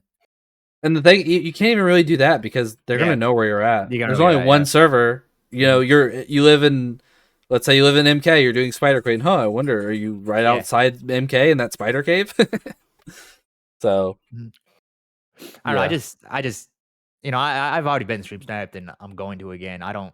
I mean, I can't say I don't care because I do, but it's like if you stream snipe me and you kill me, whatever. So what's whatever. But like if I'm rolling with a group of 10 or 15 people and they all lose their gear bags too because you just brought 30, then I feel bad about that shit, because then it's my fault. wait, I'm confused. Karma 420 says, I think the opposite. People are going to be bound to their names and characters. Do you think they will be so determined to make asses out of themselves as they do now? Are you talking about stream snipers? Um, No, I think the people who are RPK now will probably be even more RPK at release. To be honest with you, Mhm.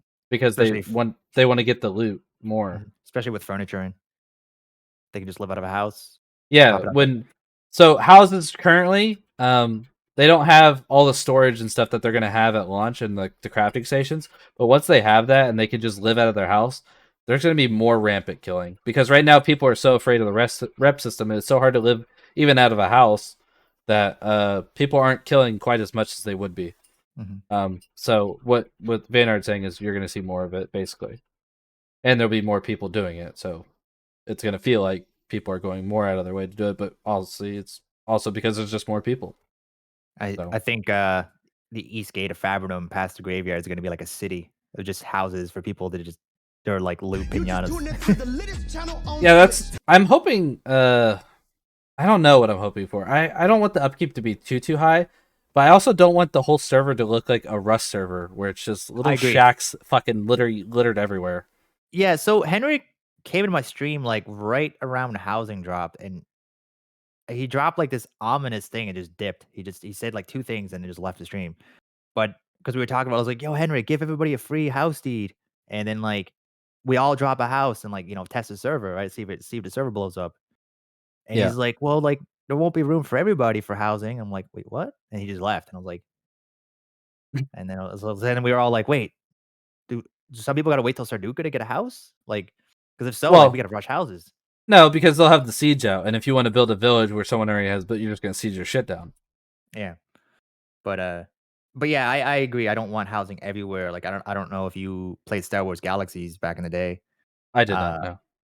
Like, housing wasn't in when that game first launched, and like I remember you riding around the planets, and like they're barren, like they're supposed to be, like you would picture a Star Wars movie. And then when housing dropped like 2-3 weeks later, you couldn't even auto run because you'd be banging into houses every 2 seconds. They were just it was basically the planets, which were huge, just became like one giant city. Oh shit. It was like, and like the player house in that game was really cool, but it was just like there was no restrictions on it. It was just insane. I mean, yeah, I don't know. We'll see, because there's just so many variables we can't know for launch. Like, how many people are going to try the game? How many people are going to stay long enough to even build a house? How is the server going to hold up with all these new houses and all these new players, running around? So I don't know. It's just not that so there's hard. not that many houses up. Like, it's really not. Well, there's no reason to build a house. Like, there's no Exactly, furniture and yeah. stuff. So, there's really I no think it's reason, unless you're a murder hobo. There's no reason to build a house, I should say. But yeah, and I think that's an important thing to test. Like that's what I was trying to say to Henrik that day. Like, I think like every single player in this game should just have a house up, even if they never use it. Just to test, how does that affect the server? How does your 100-man fight like perform in an open field with nothing compared to a 100-man fight in a field full of houses? it's already limited one house per person. Someone was saying just limit it, and it already is limited. Yeah. But even then, I mean, if you have 4K people, 4K houses, like that's a lot of fucking houses, man. Yeah. Does I don't know if you know this or not. Is a stronghold, does that go take someone's house slot? I don't know. I assume so. I assume so too. So if like a But guild lead drops a stronghold, they can't have a house, which that kind of sucks, but is what it is. How it should work is you should be able to have one house and one stronghold, I would think. But it might probably just be considered a house. I don't even know if a keep is considered a house, but apparently you can build multiple keeps. So per guild, so I don't know. Yeah, I mean it's probably tied to a person. Right. Yeah. I don't know. We'll see, I guess, but it's and what Al said is if you have 6 accounts, that's 6 houses too. So true. So I mean, you might have 4K players, but each player has like 2 accounts. That's kind of like 8K houses or whatever. Sorry, I'm just grabbing my phone. Yeah, go ahead. You're good. On the other side boys, we're hijacking the podcast. Never mind, we're not. Who the fuck is paying for 6 accounts? I have 5 accounts. Jesus. There's actually a lot of people with like 5, 6 accounts. I have 2. Possibly make over with a third, but I'm going to try to stick with 2 for now. All right, I have to message Howsy Poo because we're doing his thing right after, so I just need to make sure he's ready. Keeps are tied to rank 10 guild leaders. Interesting. Okay. So I'm going to have to promote somebody in my guild so they can take their house slot. Oh, we got Henrik in here. Henrik in the holes? Oh, shit. All right, try 50K houses over time. That's our current player count. Wait, what? Try 50K houses over time, as that's our current player count, and there will be more in release, just like in UO and the Star Wars Galaxy. Land runs out of space because sooner or later players want to build their house. Hence, I said it's natural. Maryland World run out of space. Hence, we need to keep expanding the world, and there will be some limitations on Maryland. Maryland. I don't know how to say the fucking continent where you can build, but mostly it's free to build everywhere. Okay. Okay, yeah. Thanks for clearing that up, Henry. All Wait. right, so I guess pop your houses fast. Wait, Just in case. is he saying that the current player count is 50K? I assume he means launch because it's clearly not that right now. It's like 1,000 right now. He said current player count.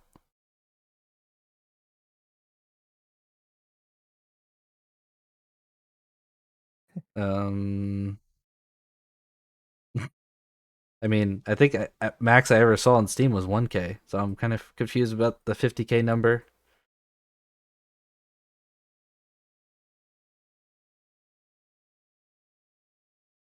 Yeah, we released the report Thursday. What does that mean? I don't understand what that means. Like, you've sold 50K copies of the game, or...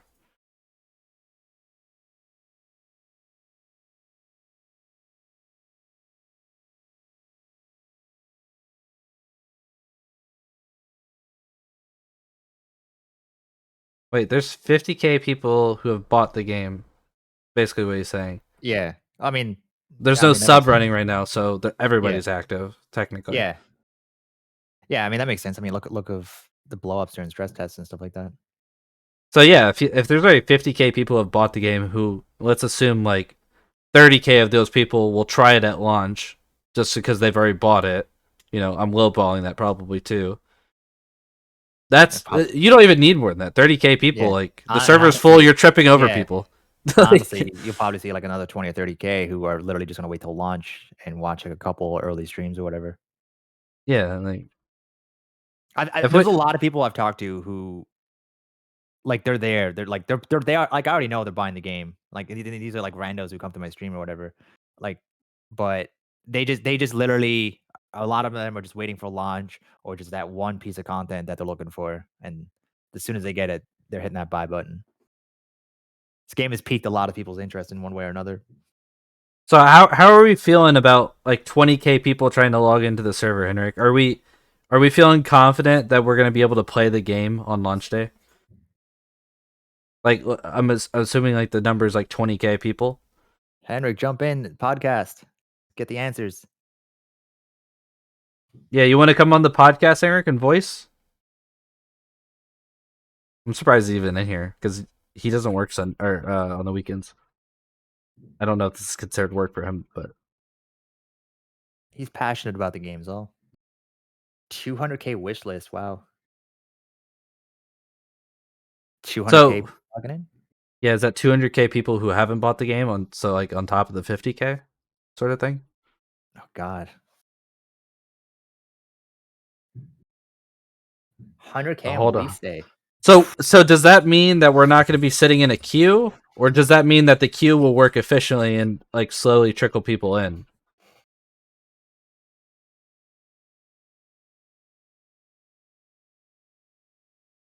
How many can fit in one square? It's actually a circle, dude. How many can fit in Meduli? Fuck Meduli, dude. We need to burn down that Meduli fountain, dude. Tear it down. Shit, I might have the roll MK just for space. No queue initially, but there will be one over time. How's that work? I'm confused.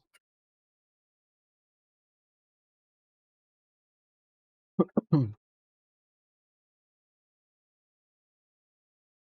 like I'm gonna want to rush a house just to get away, get some peace and quiet. I mean, it's gonna be hard. You're gonna be leveling your character. I know. Like, that's the thing too. Is it's like, what do you prioritize? You prioritize leveling your character, your crafting, or do you rush a keep or house or whatever? Like, I guess it depends on your playstyle, right? But I don't know. I don't think there's any real reason to rush a house, because if you're gonna be a murder hobo, you're just gonna sit there and level your character. And you're gonna stockpile some stuff first, of course. Because even if you have a house, if you have no materials or no armor sets or anything, and no friends, like you're fucked. So you're gonna have to build up a stockpile first. Yeah, for sure. As a streamer, it would be impossible for me to do anything. Well, you gotta make some friends. All you can really do is make some friends, make some allies. It sucks Yeah. sometimes, but yeah, you make some friends. There's lots of cool people in this community, and a lot of people are okay with streaming. Now, some guilds don't want anything to do with streamers, but I get that too. She was saying I want to start an MK on release, but everyone says that's the worst idea I could have. That's the thing, though. It's like people from other towns always say that the other towns are the worst. So you're just gonna have to pick, and you're just gonna. Every town has its drawbacks, right? Like if you start in Vada and you're not cool with Legion, you're probably gonna have a bad time. If you start in Meduli, you're not cool with Kodo, you're gonna have a bad time. You know what I mean? So it's like it really just depends who you're cool with. Like is all it comes down to. If you're solo or a streamer. Just saying, Henrik, if you need to give people some priority login to beat the queues. I mean, we got 2 people doing a podcast right here.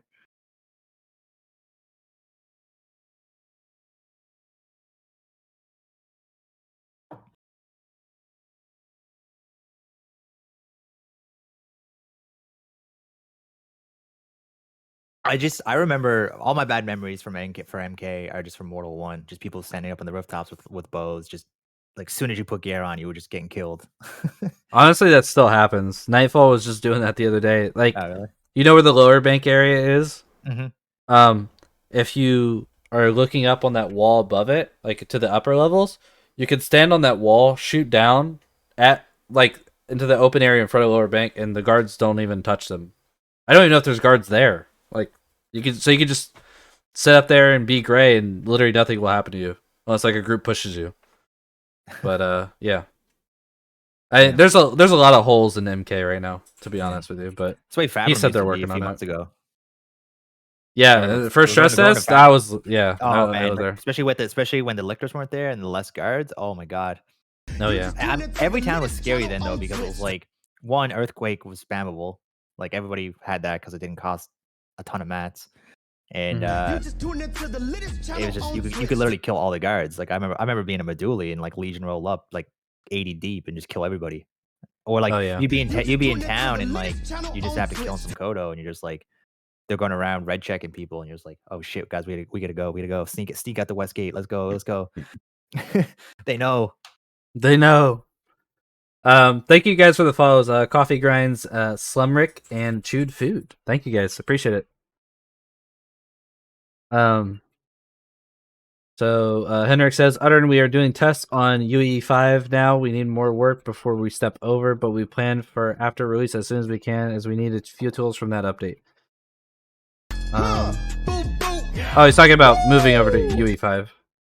Unreal Engine. Oh, thank you for the sub, Chewed Food. Appreciate you, brother. This game's gonna be so nice on Unreal 5.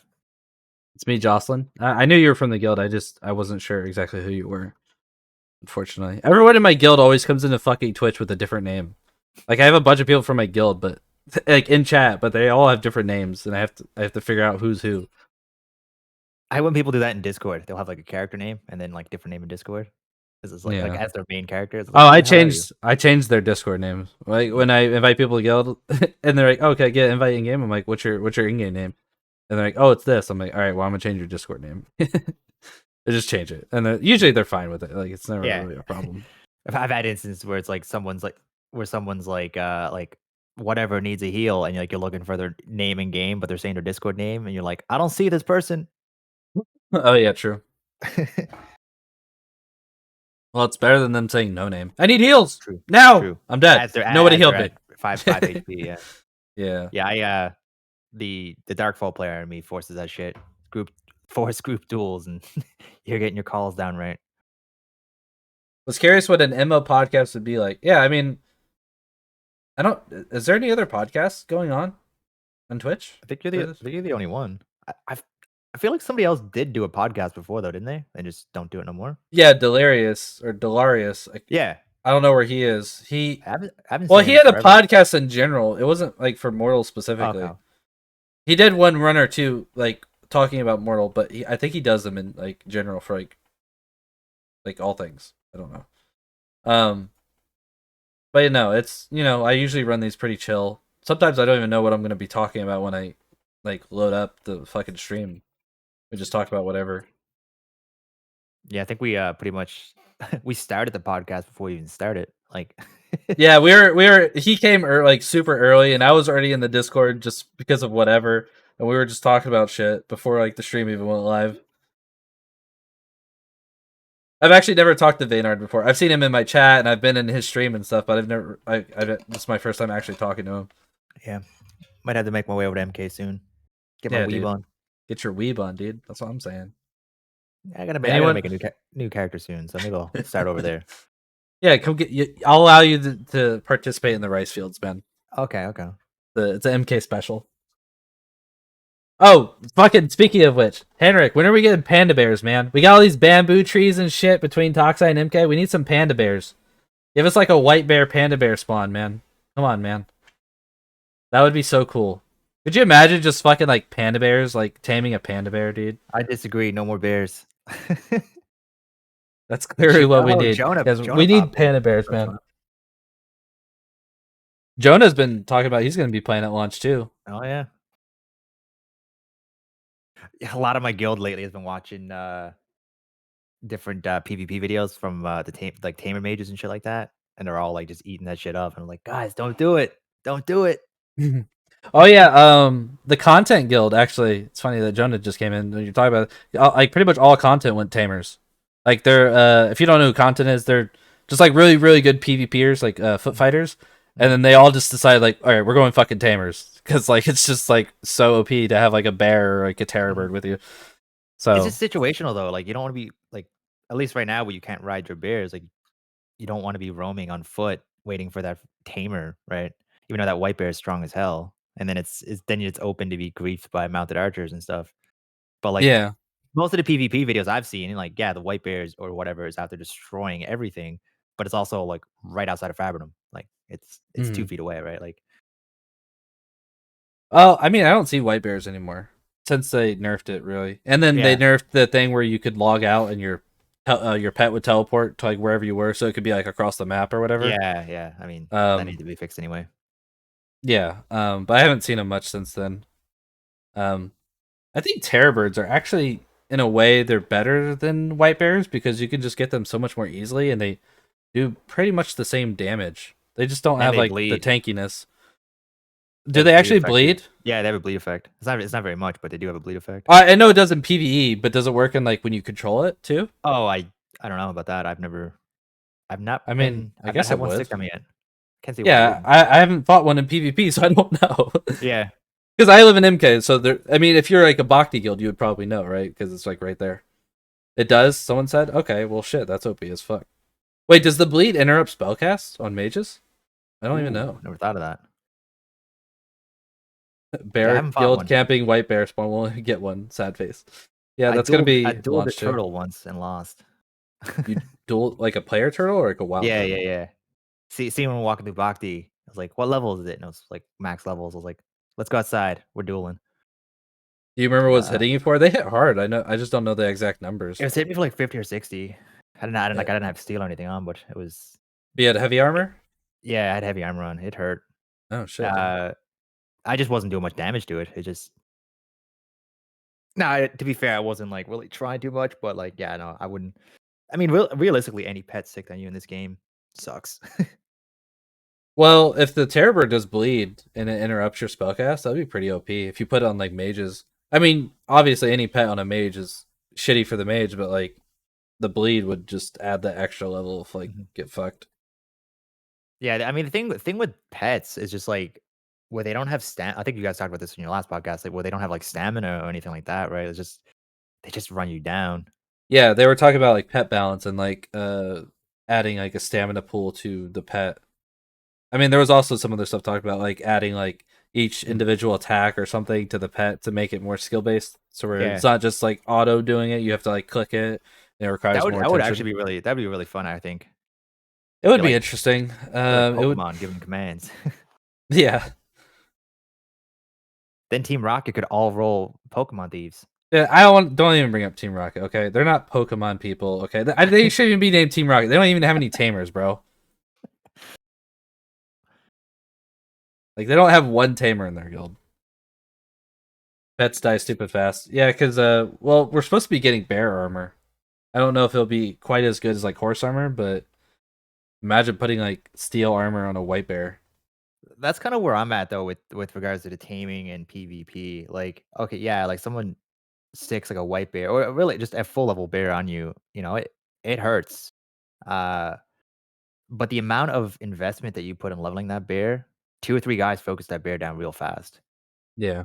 And then that's hours of leveling that bear and capturing that bear and everything else that just gone. And then like they might not even finish the fight. They could literally just kill the bear and leave. People do it all the time. That was like a big debate in MO1 with Death Knights for necromancy. So like it actually did take quite a while, and it was very expensive to get a Death Knight. But then once you had it, the Death Knight was like the most OP thing in the game. Yeah, I didn't play it when Um it had it, but I've heard pretty much nothing good about it. Like, yeah, like it was not good for the game because it was just so one-sided in any mm, fight. Like people would even like solo like Spider Queen or something with just your Death Knight. So that yeah. like just knowing that, you could kind of gauge how OP it was. Um Obviously they're probably not going to do Death Knights the same way, but it's like, is like getting something in PvE, should it be that powerful in PvP? That's kind of like what the whole like frustration was. You Mhm. know what I mean? And getting a white bear in PvE, all you have to do is you just put it on the training dummy for a few hours. Should it be incredibly OP in PvP? That's kind of like, kind of have to balance that. It's Mhm. not easy, you Agree. know. Well, it's like I was watching somebody posted a video on my Discord the other day. It was from MO1. It was like a 12 or 13-minute video of elementalist magic from Mm-hmm. MO1. And they were not explaining it. They were literally just casting the spells, but it took that long. And like I don't know if you seen these spells or not from MO1, but like every one of these spells would completely change group combat. Like there was spells that like walls come up. Mm-hmm. There's like healing, AoE heals and stuff like that. Like it would just like big DPS spells. Like every one of these, like all the utility spells that were in the game would completely change whatever the combat meta is right now. Yeah, I don't know all the elementalism spells, and I know there's a shit ton of them. But there was like the one that a lot of people used in sieges was like they shot like a boulder, and it would Yeah, just that like was cool. roll, Yeah, yeah, yeah. and people would target like siege equipment with those. There was one that had like a barrier that went all around you, was like a Mhm, dome, and trap people mhm. inside. Just like, yeah, all sorts of crazy shit. And then they could change the weather and stuff. I don't really know what the Yeah. weather did exactly, but I mean, you would literally be changing like entire battlefields with Mhm. elementalism. I am Yeah, but excited for the that too. I see. I really like. I'm not a necessarily a huge fan of like big DPS AOE's and stuff like that in this game, but I am very interested in things like abilities to drop walls and stuff like that because that's a very skill based thing. Like you could kill your whole team dropping a bad wall, or you could Hmm. save your whole team. Like you could use that wall to escape. You could use that wall to cut off their front line. You could drop that wall poorly and trap your front line. Like Yeah, yeah, for sure. so, like I really like utility spells like that that aren't just healing or DPS. Yeah, I think utility spells like that, like changing the battlefield, are good. I think CC would probably not sit very well in this game. Yeah, no, I don't think there should ever be like a stun or a root. Yeah. I guess it would just be a death sentence in this game. I would like it if mages had access to like some sort of slow, but that is like as far as I would ever go with like CC. Even that, that's you got to balance Well, that because you yeah, look at like you this could what the like put timers. like a big diminishing returns on it, like so the same target can't be slowed twice in this amount of time, but or put a cooldown on it or whatever, but something. Because right now there's you can't even kite as a mage because they'll just outstam you. Like you might be faster than like a Thursar, but he has like 100 more stam than you. He's gonna catch you. You know. Mhm. Uh. That's another thing too. Like I was talking to Ezrath. I don't know if you remember him. He used to stream a while ago. Yeah, he was in Uh, my stream yesterday. okay, yeah, I was talking to him the other day about I guess like if you're only going to go with the one account, like future proofing your character Hmm. because there is like a lot of content still coming in. So like if you run like say if you just create I don't know a Thursa foot fighter or an Ogmer foot fighter or whatever because that's you like melee that's what you want to do. Hmm. 6 months to a year you got necromancy you got elementalism. There's all these like crazy hybrid metas that you just can't do now right because like this is the way you roll. So we don't really know like how much impact these things coming are gonna have, right? Like that like it might be a meta, it might be like to be like a warrior or like a paladin, I guess, who runs around with the Death Knight. it's just double melee. Yeah, the safest bet if you were trying to play like the super long term game and have a character Human. that you literally never delete is go human Tendrum would probably be your safest bet, like age 30 or something, you know. Yeah. I hate humans. I just really do. No, I know, but it would. Well, I think Henrik plans to do or they had it in MO1 where you had a reroll token. The only thing that I would hope that comes with the reroll token, other than transferring your bank and stables or whatever, is I hope that like when they have the leaderboards, that your stats would carry over. So like in MO1, I'm still ranked 20 of all time for killing like the most satyrs.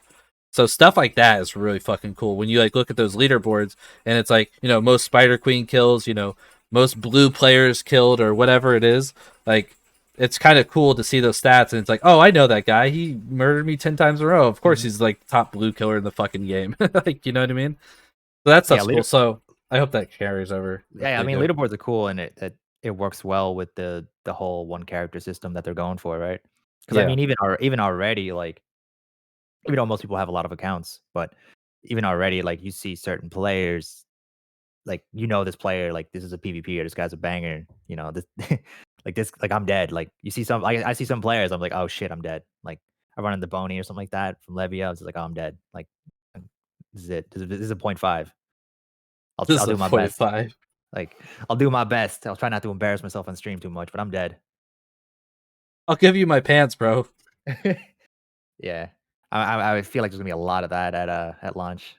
Well, the thing is, like, a lot of people are using fake names now too because people reroll so much. So Mhm, once launch comes, we'll have more established characters too. mhm, mhm. So that'll be good. Yeah, for sure. I'm excited they talked about the hands up feature eventually. That could be cool. Wait, what happened? Is this a robbing feature? Yeah, like people they put their hands up and you can go in their inventory. Nice. And I think that's cool. Like I think VoIPs in the game, they need like utilizing it is cool because yeah, okay, if you get robbed, that sucks, but it's better to get robbed of some stuff than get killed and dry looted and then get your reserves all screwed up. Right. You No, know? no, I think they should have a robbing feature, if not for like immersion gameplay, for like Mhm, role playing and whatever else. Like sometimes you just want to kill someone out in the middle of nowhere and make them have to go all the way back to town mhm. to come all the way back, and all you wanted was like their weapon. Yeah, So if they had a and I rob mean, feature, that would be good. and it's kinda win-win, like, yeah, okay, it sucks to get robbed, but it's a better situation than dying, and Yeah. for the bandit, it's you don't get the murder count, right? You steal their Well, if pants you or their sword or whatever, and well, coffee, if you want to give them murder count, you just don't let them rob you. The robbing feature is mutual. It's consensual. I think is what it's going to be yeah, implemented. I think it's gonna go like DayZ, like, if you put I guess you type, like, slash hands up or something, Yeah, and like you have to dictate if they can rob you, and then this yeah, way they might not kill you, yeah. right?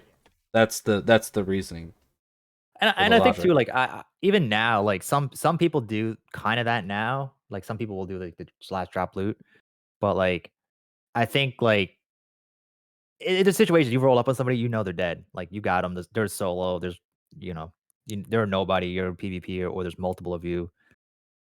Using the VoIP to at least I don't know even bully them a little bit. At least it's using the VoIP instead of just left clicking them dead. Like because like they're dead. Like you can kill them easily. Right. Like, And oh, I think. you're a short little fucking Ogmere. Oh, it must Mhm, be. You're so pathetic, dude. So short. Then mhm. while you're killing them, I don't know. Yeah. But then again, Yep. like, you're gonna have people who you might try to, like, rob, I don't know, on the road or whatever, and it's gonna sound like an Xbox lobby. It's like, "Hell no, kid, you're trash," and then you gotta murder them. Yeah, for So sure, dude. Like, I don't, I can't remember who it is. There's some guy in my guild, and every time we're like out roaming and we pass someone, he'll just be like, "Yo, nice dick." It's just like every time. Like I don't know why he does it, and it's just funny every time, dude. You just get so much more entertainment with VoIP, mhm. honestly. Yeah, I bumped into a guy the other day, he, like I was walked by him, I was in a steel set, and he's like, "Man, you look" he was, like, a naked Alvarian, he was new, he's like, "Man, you look so cool. How do I look cool like you?" I was like, "What are you talking about?" I'm like, "You're like 40% dick. I'm jealous." And I stripped down and I was a human. I'm like, look at it. Like, this ain't nothing. He's like, you right, you right. So yeah, I think the genital VoIP is big. The genital VoIP is big. The hot topic, man. Yeah, I mean it's RP for the people who aren't good at RPing. It's just there, it's dangling in your face. Well, Sigs is still MIA completely. I think it's fallen off. But I haven't heard from Housey Poo, so I don't know if you're good to stay a little bit longer on the Yeah, podcast. I got nothing to do today. Okay. Because it was supposed to end in like 9 minutes here, but I guess we just keep going until Yeah, we can. you gotta go or whatever. Yeah, I had plans to do shit, and then I was gonna go out and buy a new monitor and stuff like that, and then I was like, wait, it's New Year's, nothing's open. Well, hey, So Wendy's was open. Yeah, I that was went your and got breakfast, was it? Yeah, I got Wendy's this morning, and then on my way home while I was eating the sandwich, I was typing in MO chat or MO Discord. They were arguing about something. I was like, "Listen, everybody, stop what you're doing. Go get Wendy's. Get the number 7 Baconator breakfast sandwich. It's delicious." People arguing in the Mortal Discord? No, I don't believe that. Yeah, it's such a genuine place, man. I Everyone's know. like holding hands, and I used to always put feedback and everything, but I felt like saying hello offended somebody, and it turned to an argument. So I was like, all right, you said I'll hi to stick. him and not me. Are you serious, Yeah, bro? yeah. So stick to the streams. Funny, Sneeze has got like fucking like 10 pages of just hi, I'm Sneeze in there. Really? Yeah, if you go in there and look in the filter in the Yeah, the filter, Discord, yeah. type hi, I'm Sneeze, and you'll just see pages of hi, I'm Sneeze from Sneeze. Funny.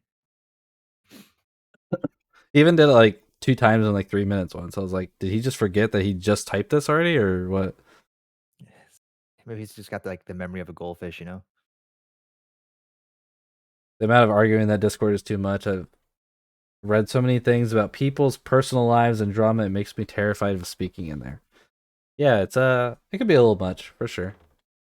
Like I said, most of the community, like the vet community in this game, has known each other for a long time, and good and bad ways. I think some people take things really personal, and like I said, there's people who have drama all the way back from like early MO1, which to me is just crazy, but it's Yeah, whatever. it's weird because I feel bad for Vicness, and I've told him like I don't know how you do it, but people like mention like his like shit about his real life, or I don't want to Yeah, dox him and say it on here yeah, now, yeah, of yeah. course, but like they'll be like, dude, like you know, like mention his girlfriend or like his cars, something like, and I'm just like, how the fuck do you even know that? Like, what the fuck? Like, Yeah. they're like so intertwined in his personal life that they know like shit that they really shouldn't know through his Facebook or whatever they did to get the information. I'm just like, what the fuck? Like, Jesus Christ. And they're like, they're like haters, like, or trolls or griefers or whatever you want to call them. And they're just trying to, get under his skin. Yeah, I mean, I don't know. Like I said, people take it personal. I like way too personal. Like if come launch, if I'm out roaming around and you and your group rolled up on me and wiped us, it's like, all right, like GG's. And then like if I'm logging off and you're streaming, like I'll pop in. It's not for like a stream sniping point of view. It's just like, oh, like good fight. Like it ended at the fight, right? Like that's where it Yeah. is. It's not. I mean, Yeah. it's the same thing. Like I do watch a lot of Mortal streams, or at least right now. I guess I'll watch less when I'm on 24 hours a day, but Mm. but like if I'm not, I'm still gonna watch a lot of streamers. If they're in a guild that I PvP with, it's not like to stream snipe or call them out. It's just because you're streaming and I like to watch Mortal content. And I'm probably gonna try to watch more of like the OG streamers, the ones who've been around for a while. Yeah, that's like some of the things too. That's probably my issue with watching certain streamers is because like I know they're only really here temporary because it's like Yeah. it's new, it's hot. They're Mhm. not gonna be here 6 months in after launch. Like it's just Yeah. like, why am I gonna get invested in this person and then they're gonna be Exactly. playing like Valorant in 6 Mhm. months? Like Mhm. I don't care about Valorant. Never gonna play that Yeah, game. like I've already seen few people come through and they're talking about like, oh, I can't wait for what's it that Elden Ring and stuff like that coming out in February. It's like, no, you need to be invested in Mortal in February. Yeah. That's when it's going to start to get spicy. Like, Yeah, I think January is probably gonna be. It's gonna be pretty slow. I don't know. I mean, there'll obviously be PvP, but like everyone's gonna be leveling and gearing up, and Mhm. they're I don't think it's really gonna pop off until like maybe like 3 weeks, 4 weeks in. You know, I agree. I see so many people talking about like day one launch, day two launch is going to be like just PvP central, gang central, grief central. I don't honestly, I don't think it's going to be that bad because even people RPKs like they don't have a house yet. You know, Yeah. if they're not going to go live out of Cornesh or Cave Camp, like they don't have to right away, Oh right? Like fuck. it's beneficial to be able to go into town and buy your books and shit like that, right? We should ask Henrik about the rep system. Damn, we fucked up. Yeah, God damn and it. man, I don't even know like. The rep system now is better than the old murder count system because that was stupid. The 5 murder count you were read across the map and you lost was it 8 hours online time to lose a murder count? I was like that Yeah, was just but stupid. could you enter a town in MO1 with that? Because it's the Init- same now with the time. At well, in least. MO2, I don't remember about MO1, but MO2 you could at first, but then they changed it so you couldn't.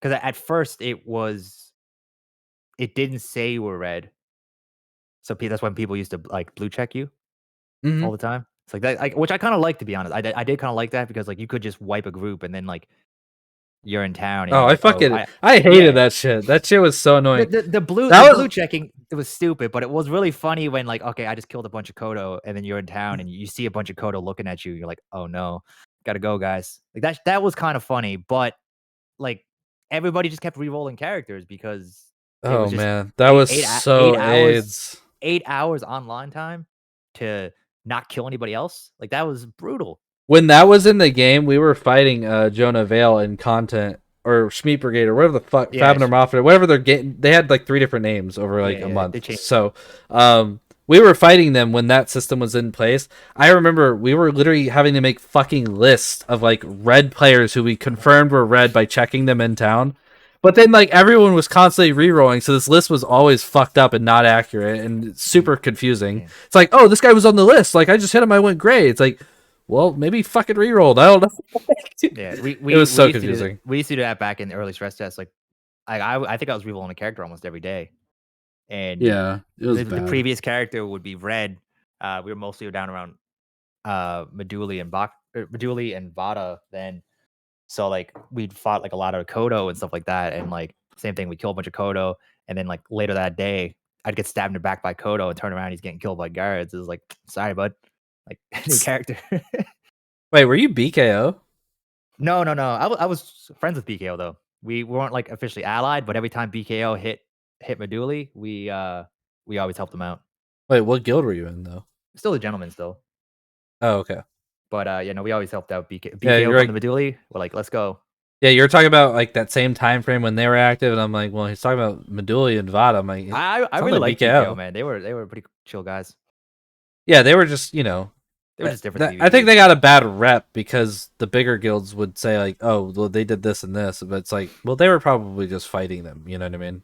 Like, Yeah. it's hard sometimes when you have your people getting killed and they're telling you one thing, but something else is actually happening. It's hard to like disassociate that from just like being PvP. Okay. That's the thing too. Like, I think when you get these max size guilds, and it's not even targeted any guild in particular, but like when you get these max size guilds that like mass recruit, you have like these rules that you're supposed to follow, like your anti RPK or whatever your rule set is for your guild. Mm-hmm. It's just like you like a lot of times these guilds might randomly like a new player jumps you at the graveyard, you defend yourself, you kill him. But he's in Discord saying like, "Oh hey, Vayner just ganked me at the graveyard," and now you're getting zerged down by this guild, right? Like that shit happens all the time, and it's kind of like their word against yours. And I've run into that to a bit. Like I've been the defender, but then the guild like approaches me and they're like, "Why you ganking newbies in the graveyard?" I was like, "This motherfucker came at me with an axe." Like, Yeah. Yeah, defend yourself. And then it's just yeah, like it's just your word against theirs, so yeah. So I think like a lot of the bigger guilds, like especially the ones that are going anti RPK, like they don't always. I think they just hit the recruit button and they don't necessarily explain like, "Hey, this is what our anti RPK means. This is what we're all about." So the thing, yeah, I mean, like It's so like I don't think really any anti-RPK guilds live up to anti-RPK. The only guild that I've seen do it relatively well is Wardens. Like every other anti-RPK guild I've seen, I don't know. They always doing some like weird ass shit. So Yeah, it, I think most guilds now seem to be like they're anti RPK in whatever area they're in, and then everywhere else is just whatever.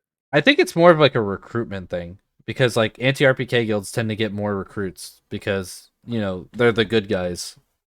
Yeah, We expanded Murder Rep and MO2. You can still get Murder Crown after X kills, which put you on upcoming bounty list system and not getting along with the definitions. Get you either banned or higher access. Much improved from the system in MO1. Yeah, so basically what he's talking about is like the rep system we have now. Like there's no real benefit to it other than not getting killed by the guards, but in the future there will be benefits to having higher and higher rep with that faction. What those benefits are, whether they're like discounts or access to certain items or whatever. That's I don't know. I don't have all the details on that, but so there will be more benefits to having high rep with factions than just not being murdered by guards. Henrik, any idea if for launch there'll be ways to gain rep other than parcels? Yeah, Henrik. Yeah, man, it's a big problem. Like a lot of people have a issue with the None of rep. us like none of us like the parcels. Can you just bring back Riser rep, please, for the love of God? Like, Even if it's like quarter, just give us something. okay, no, just don't say that. Just say bring back Riser rep. Don't say the quarter thing. Anything, I don't care. I'll take whatever. And like I've seen so many people post ideas. Like I've seen people post like if you kill red players, for example, you gain rep. Really good on paper, but it's not going to work because everyone's just going to kill their alts. Yeah, they're just gonna abuse it. Yeah, Yeah, like same with the. that's if in a perfect world when gamers weren't being gamers, that sounds amazing, but it's just not the way it's going to work. I just, I mean, he's talking about the bounty system too. I don't know how they're gonna do it, but it's hard to like maybe not abuse something like that. Rep system are being upgraded. Yes, dice roll will be gone, and there will be diff tasks over time. So are we? So are we only sticking with the tasks then for launch for the reputation system? Is that what you're saying, basically? But there will be other types of tasks as well. Is is that my understanding?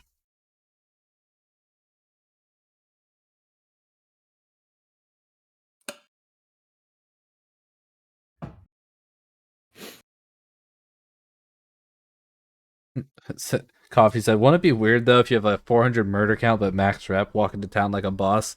Hey man, fuck it. You put the time in. Coffee, if you got a bounty, you could still get a penalty in that nation, but you could still be useful for that nation if standing is good.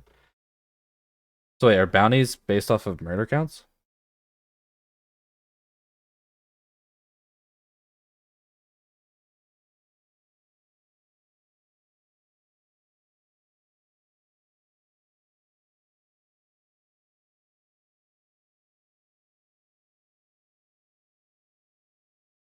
Oh yeah, I think we were missing op there. Should be fixed next. Oh, okay.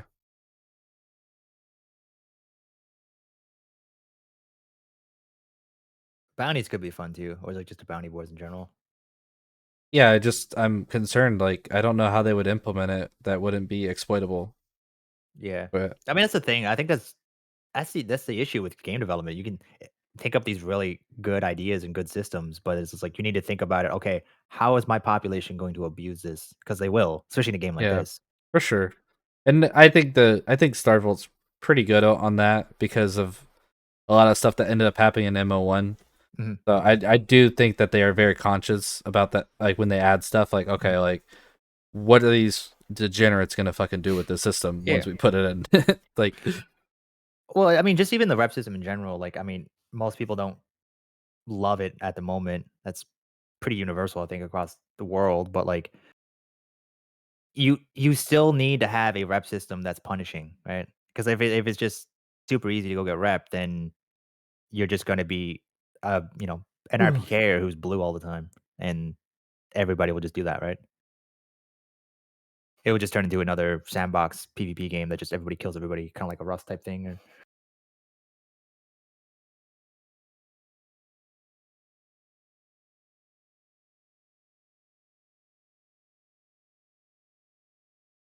Wait, there are several task vendors outside cities. Is that what he's saying? Where? Really? I've never found one. I don't think I know of a single one. I'm confused by that. I don't know if that's what he's saying. He said, because Carol said, "Can we please put the task vendors outside of town in their own little mail houses or something? You can't even access them if your rep is negative to get it back up currently. It seems like an oversight." And then Henrik said there are several outside already for different nations and more coming. So I'm just a little confused. Yeah, I don't think that whatever way they go with rep too, like I don't think there should ever be a system that you can't get it back. Like you should never be able to go red and not be able to ever get out of it because like things could change. Like my guild could go red and in 3 to 6 months my guild disbands and I'm like, hey, I've actually been really cool with these guys, but they're an anti-RPK guild, right? But like, hey, if I can't get out, if I can't not be get out of red, then I'm screwed. So CC and GK and JC, that's what they're talking about for task vendors? Okay. Damn, so what does that mean? You have to go from CC to GK to get one rep? Better be fucking 10 rep. Jesus Christ. No, for a dice roll too, currently. Making that run, and then you just get nothing. Damn. It's also going to change a lot too once territory control comes in, because like guilds will have their region be lawless. So that's gonna like the ability to PvP is going to change a lot. Like so, somebody just talked about having I can't find it, but somebody just said something about like anti-RPKers like the ability to PvP more, right? So like that will give them like if you're in I don't know Legion territory or something like that, right? It's going to be I'm assuming going to be lawless. You can kill anybody there, right? Somebody's out What does farming that mean, cows. lawless? What does that mean? Like you can't murder count them or what? I assume so. I assumed it's basically like everybody's like gray. That's what I would assume. Or like I guess you just don't lose rep for the area. I don't know how it's gonna depend on I guess on how big the radius of the territory control area is gonna be.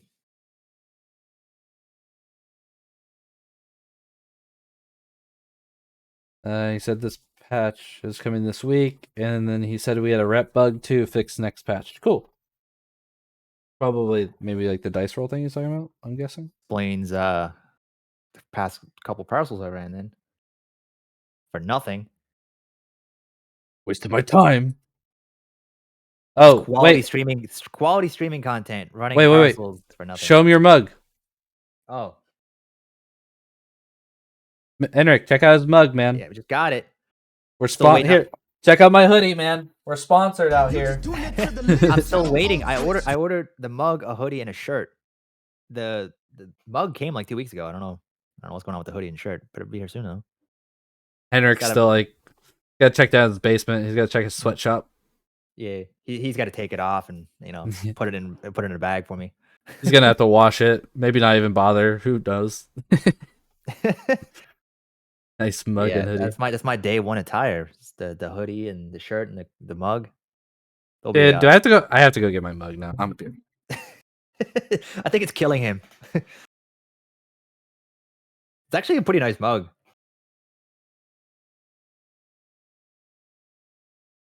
It's like a good size for me. Like I always drink black coffees, especially, so like I don't ever need any extra room for like milk or sugar or anything like that.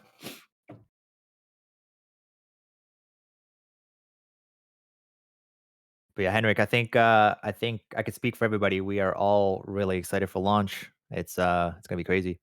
It's gonna be a good time.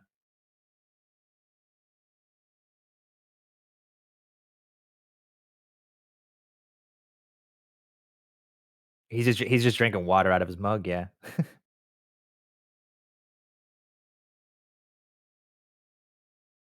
All right. I got the mug, boys. Sorry, it was like all the way downstairs in the kitchen. Looks empty. Yeah, I'm filling up right now. Wait, were you drinking coffee out of the goblet? No, I have water. I don't drink Oh. coffee. Oh. So I have a mug, but I don't drink coffee. Shit, I might need a Modal Online too, like a bear hat to fill with coffee for lunch. A bear hat? Like beer hat. Oh, yeah. If I can. Yeah, I'm gonna be like living off like protein bars in like a onesie or in like a fucking do you call it? Depends diapers or something. Full gamer mode. Just have a mortal blanket. Mortal hot tub stream. Yeah, I just talked to the mic. Minxie's playing. She actually played yesterday for the first time. Henrik, I got my girlfriend to play after 14 months of telling her to play the game. Got to get your. She said she said she liked it, but her PC's kind of older, so she probably need to like upgrade her PC a little bit, and then she'll probably maybe try it again, and who knows, maybe she'll like it more and play it. I would like to see the stats and the amount of players who have upgraded their PC for this game. So many people I've talked to have been started with this computer, and they've basically just rebuilt the computer to play this at like better settings. Well, yeah, but I mean, we're getting optimization and stuff Mhm. this whole next month, so hopefully it's better for that. Sorry, I'm super new too, so I really haven't ever left Haven, so I haven't seen much. Oh, that's fine. Did you ask a question? I'm confused. Welcome to Mortal. Yeah, welcome. I don't know if you said something before. Welcome to the addiction. I don't see a question though. Yeah, I What's don't. I going just on? scrolled up. I don't see anything. Yeah, I'm like modding here for you, Is there? How do I search what someone says? Is there a way to do that? I think you just search your name. How can my mod can, but I can't? How does that make any sense? Yeah, I don't know. Wait.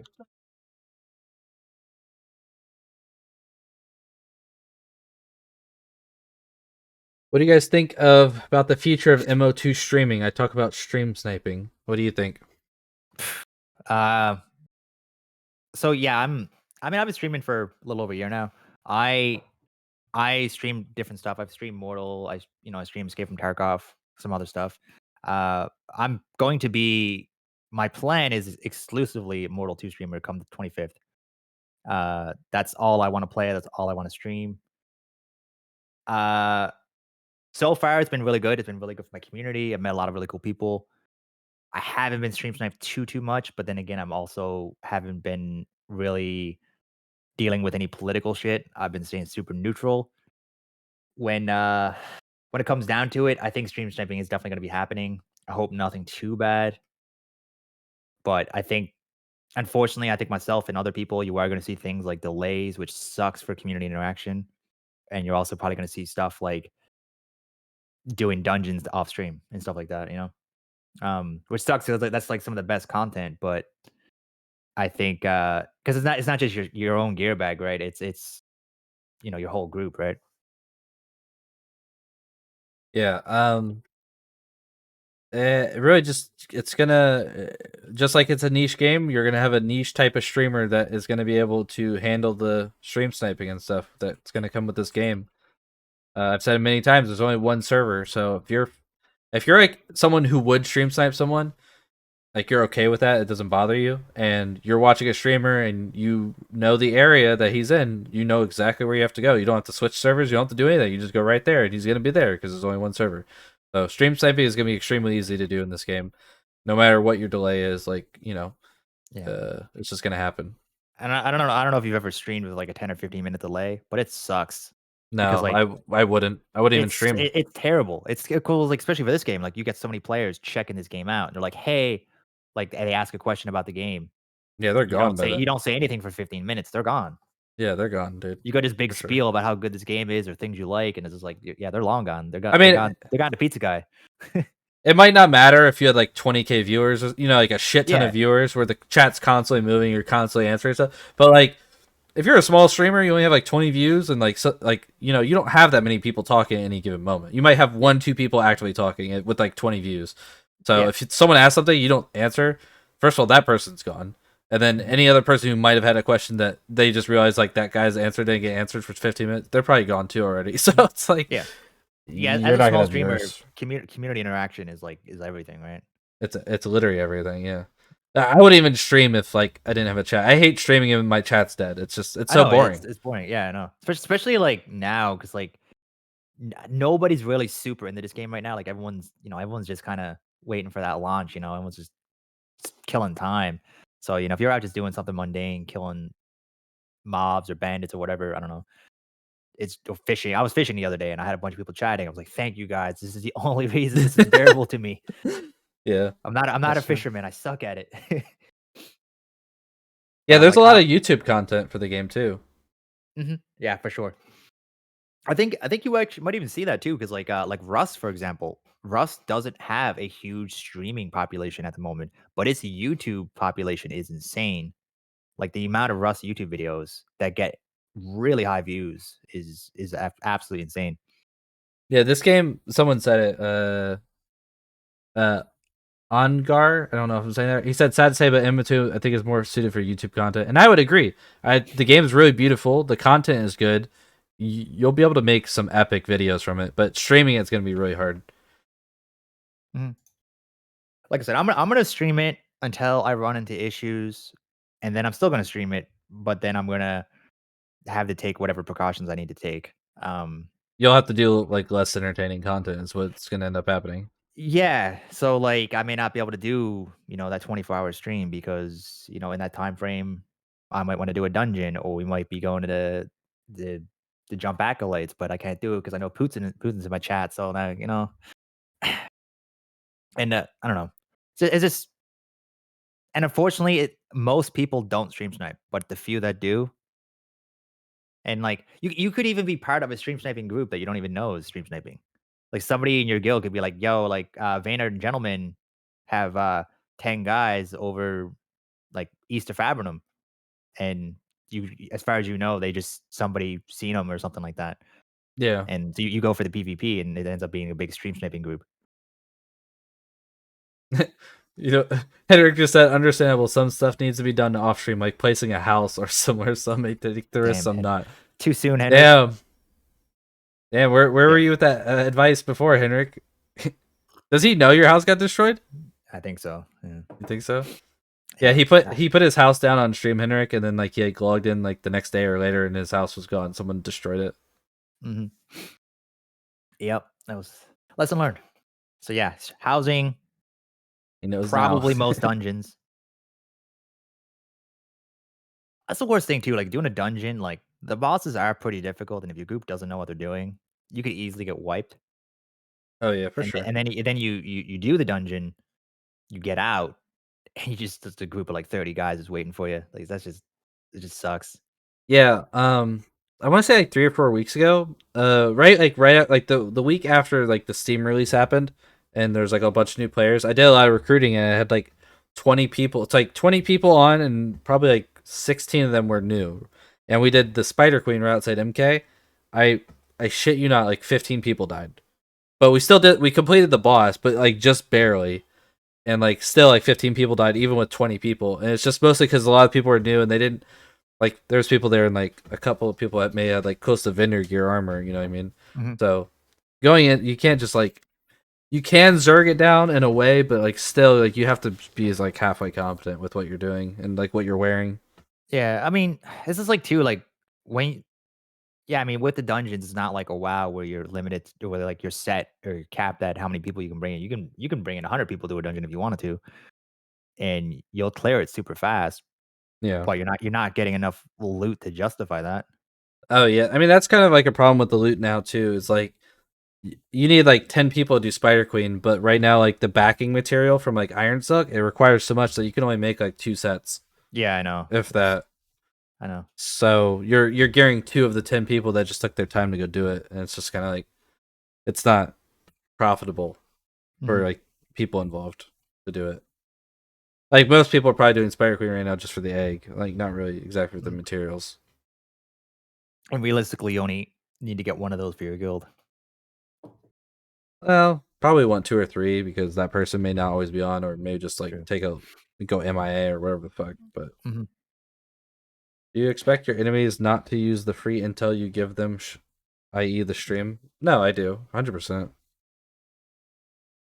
I just think, like, my point of view on it is like, especially with the insane launch population that's coming, there's going to be so much natural PvP. Like, you could literally just take a group of 5 or 10 people and roam for 5-10 minutes, and you'll probably get so much PvP.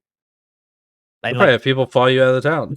yeah, like you are literally probably going to have to kill 5 people to leave town. So, like, to literally target somebody who's streaming, like trying to promote the game, just in my opinion, sucks. I know people are going to do it, and it is what it is, but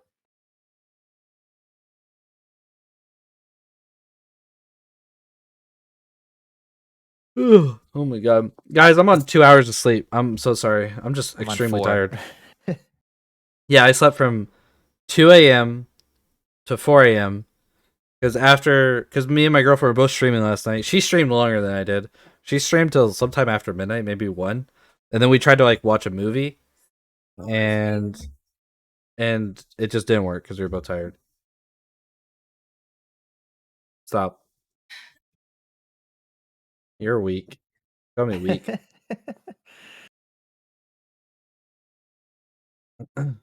What Coffee Grind said is my concern about the big streamers playing as well. They're gonna have to adapt for sure. Yeah, like yeah. Well, that's why I don't know if you've seen a few weeks ago. I'm definitely gonna say his name wrong. What's Sequisha, whatever. He's like Tarkov streamer and like Rust streamer and all that shit. Oh yeah. He has like 2 or 3,000 people watching him at any given time. So he was like a good person to come in because his community and himself, like they only play like hardcore loot type games, right? So like he's like the perfect target audience because he does draw people in. His community is used to, you know, stream sniping and getting shit on and just probably a little bit more toxic gameplay. So like Is that's he like still playing? no, he only played for a couple days, but he really liked it. I think he's definitely coming back. Oh man, I actually watched one of that guy's streams. He was actually pretty funny. I liked his mustache. Yeah, he's even got the Tarkov streamer item, his first mustache. Hmm. But yeah, he's like perfect example of a streamer to draw in because like his whole community is built around games like this. I don't think inviting Asmongold to play this game is a good idea. When he played it the first time, like I remember like this is when the mobs were still a little bit desyncy, zombies in Mhm. particular, because this was like day 1 or 2 of stress test. It was I remember he like died to a zombie and like freaked out. I was just like, this looks bad in front of 80,000 people. Doesn't I mean if it wasn't the zombie, it was going to be any other thing of Player, yeah. 100 I things. mean, he's a more of a casual MMO player. He's used to tab targeting and numbers. I mean, there was like a very famous video in the beta for New World, because a New World like a level 20 could drop a level 60 if they played better than them, and he was like max level. He got smoked by like a level 20 or 30. He's like, this is so stupid. I'm higher level. I have more hours invested. I should be better. But like, you know, Well, being he's not going to play this game, Henrik. yeah, Like plain simple. Like this isn't his type of game. So he's going to play it. He might like it or might say good things about it, but he's not going mm. to he's not going to play it. There's no way. So what I love in games, and like this game in particular, is like yeah, obviously leveling your character, getting your stats higher, really important. That's the huge advantage in a fight. But if you don't know how to block, if you don't know how to feint, all that stuff, you're gonna die. Like you got to practice. You got to PvP. You got to duel guildmates, and you mechanically use the player. Got to get better. That's what I like. It's not just about my stats are higher than yours, I win. My gear's better than yours, I win. I could be walking around Crow Knight. Half the community is still gonna dunk me. Thank you for that gifted sub, Sega Phonix? Sega Phonix, I think it's how you say it. Thank you. Tutorials want to show people how to animation mask and become a helicopter. I call them Beyblade spinners, but same thing. How do you feel about the spinning? Who me? Yeah, Uh I think it's pretty ridiculous personally. I think there should be momentum at least if there's armor on. Like if you're wearing heavy armor, you shouldn't be doing the spinning. Yeah, spinning is horrible. Like if you just like watch like two good people duel Mhm. and they're Yeah. spinning and they're not even fainting. Well, fainting is more prominent now because now you can parry Yeah. and feint as long as you do it within like 2-3 seconds. You can Yeah. still get out that full damage. But like before, when it was more prominent, spinning, you just watch two people duel and they're just spinning around swinging their sword. Like it doesn't look realistic at all. No. Like it's not immersive. So Yeah, I know. I recently You just tuned couple weeks into ago I the switched latest over. channel on Twitch. I finally made a switch over to the movement key combat just for the 1v1s, and like, Mhm. I don't even like playing the game that way, but it's just like for that situation, I think it's far superior. yeah, I just switched to spears and to the movement key, so I'm gonna try that out Mhm. because I don't know what's wrong with like my game. Like like my mouse or something. I have a brand new mouse, but so I know it's not my mouse. But like sometimes, like when I parry, sometimes I can't even parry, or the directional like just doesn't. It just doesn't work for me, and I can't either attack or block a lot of times mid combat. And it's just like I'll go to do a spin move, and I'll hit them like to swing on them, and then I end up just running right at them and literally doing nothing with my weapon. And it's just like, oh, all right, well, fuck me. It's weird. So yeah, it's very weird. I don't know anyone else that's really having this issue. So, anyways, I'm pretty much going to moving keys because of that. Mhm. Yeah, I just start running. I just doubled my DPI for that situation. So now, like I remember the other day, I this guy was griefing somebody. I fabried him. I did jumped him and I got him to like one hit. And he was running. So I pulled out the bow and I was like, oh my god, I can't aim. It's too much DPI. It's just like I was running 1,000. It's just like it's too much.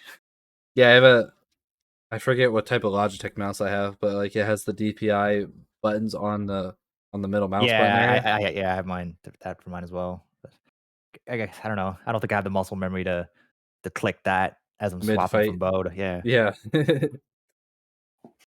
I'm just trying not to get killed. But yeah, Like I know. body I more. normally run. I normally run 400 DPI like flat for any game, and then I just change in-game sensitivities as need be. But I also play like a lot of FPSs. But like, and I ran for 400 for this for most of it. But I think I'm at 1,000 right now, and even that, like, I still like again, I still see some people with the spin, like even if they're just like standing still, just messing around, like just spinning in town. It's Mhm. just like they just flick their mouse and they do like a 1080. Yeah, like there's people that like spin yeah, like I don't know how they do it, but they do it. They must have like extremely high DPI. Then I don't know what they're doing with their mouse, but it's crazy. Yeah, it's I don't know. Luckily though, like because actually I was uh I was dueling Haka the other day, and it was just an hour straight of getting my teeth kicked in, and I was like, "Yep, spin," because like I wanted him to spin because I want to get better at fighting that, right? And some people in chat were like, this looks like this is what combat is like. This looks terrible, and it was like, this is what a high end 1v1 is like. Group fights, this is not like this. Group fights are 100% Yeah. different, and it's also dueling is important in this game, but dueling is also very different than a real fight, like a real 1v1 even. Yeah, like group fights are more about like positioning, stand Yeah, management. But I don't know about spinning. yeah. It's I don't know. I really like the group combat in this. And I do like 1v1s, but when it's like you said, when it's two players 1v1 in who both know what they're doing, from like a third person point of view watching it, it's just like Yeah. it looks terrible. Yeah, it's pretty bad. But I Oh think my gosh. but even Mordau and stuff had that too. I mean, I remember like once people start getting good at Mordau, it was the same thing. People have the great sword or whatever and just 1080 spin and kill 12 people.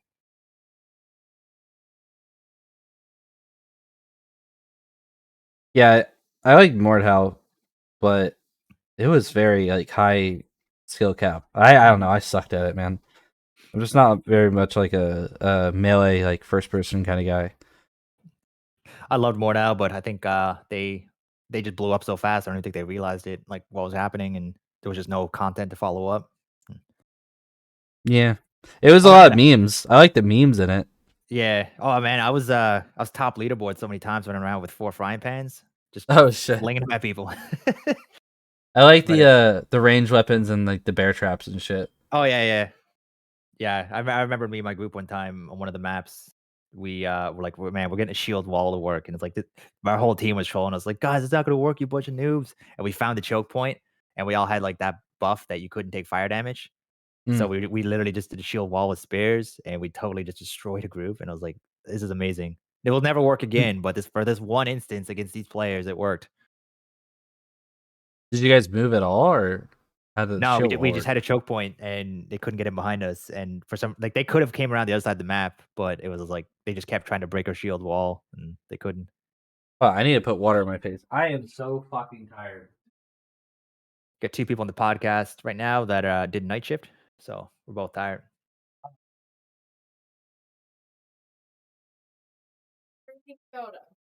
Olive tree, yeah, you'll get better.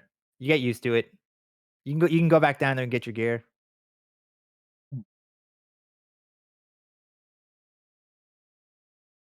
Um, does anyone have any questions in chat? Anything they want us to talk about? Yeah, fire away any questions, guys. It's the year that Mortal drops. Yeah, Happy New Year's, everybody, by the way.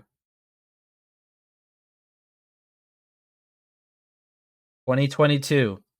Gonna be fucking amazing. Oh my god, another one. I think I'm gonna get that as my my sub sound from Henrik. Gonna steal it. It's something so peaceful about it when you're watching his stream, and it's just like, especially if you're just kind of like kind of lurking, and you just keep Mhm. hearing it in the background. I have a Swedish guy in my guild, Bloodio. He sounds just like Henrik. Sounds like he could be like Henrik's brother. Yeah. Maybe it's Henrik would want to actually play right without the CEO title, you know? Well, of course. I mean, definitely possible. Obviously, he's gonna join the best guild in the game. Obviously. Obviously.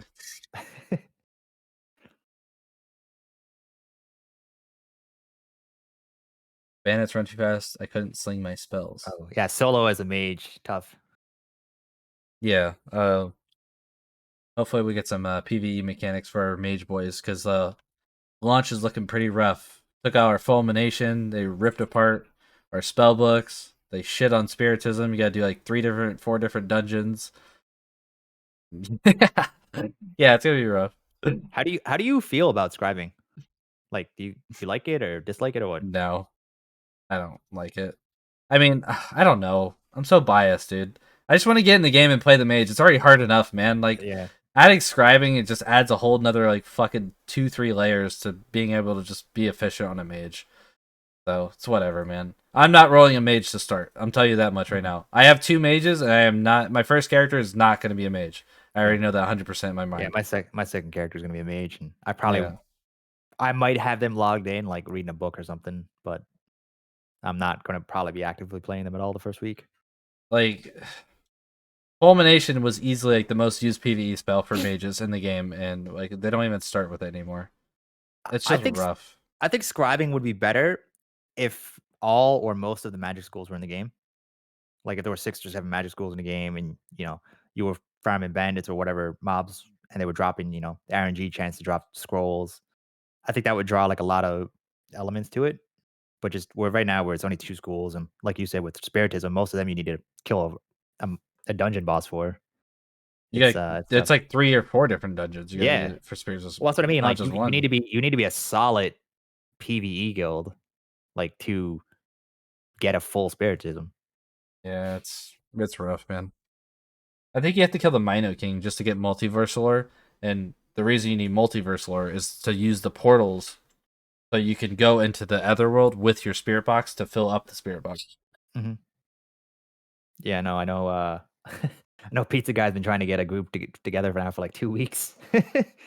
Well, we understand it'll have more value, Henrik. We're saying right now, like, what's the point? Sort of like Yeah, mages are already hard. hard mode. Yeah, You made them way harder with the scribing and just having to go across the entire map for 4 different dungeons. It's just crazy. I don't even want to talk about it. It's just gonna make me angry. Honestly, let's just. I don't want to say anything bad. Let's just move on. I like describing them to be honest, but they do make spiritism a huge investment. You can even collect spirits as a grandmaster spiritist. You need to have other portal lore, multiverse lore, and the scroll. The more points of a set of spells you may not even want. Yeah, pretty much.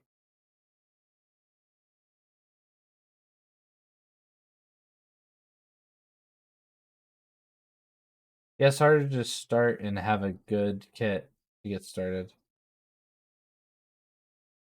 A player with scribing gets a full spell book. Can that player scribe those spells and sell them? Yeah, you can. yeah. And I think that might be a big thing. I think Oh, right. I was talking about earlier. You might see guilds.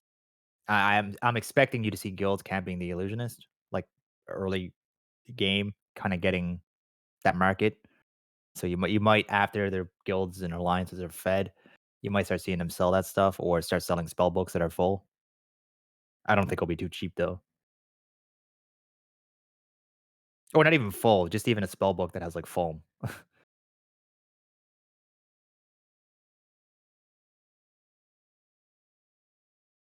But like right now, Um, mages are like a guild thing. Like your guild needs to make you a mage, which is like the issue. yeah, I don't really know how scribing works. Does anyone know, like, once, let's say I learned fulmination, like in the scribing skill, can I just infinitely put fulminations into any spellbook and all I need is a spellbook? Is that how it works? I don't know if you need another scroll for a Yeah, you fulmination. would need another scroll. Oh, okay. So So yeah, it's yeah, not even that profitable because you'd keep having to run the same dungeons and shit to get the same scrolls.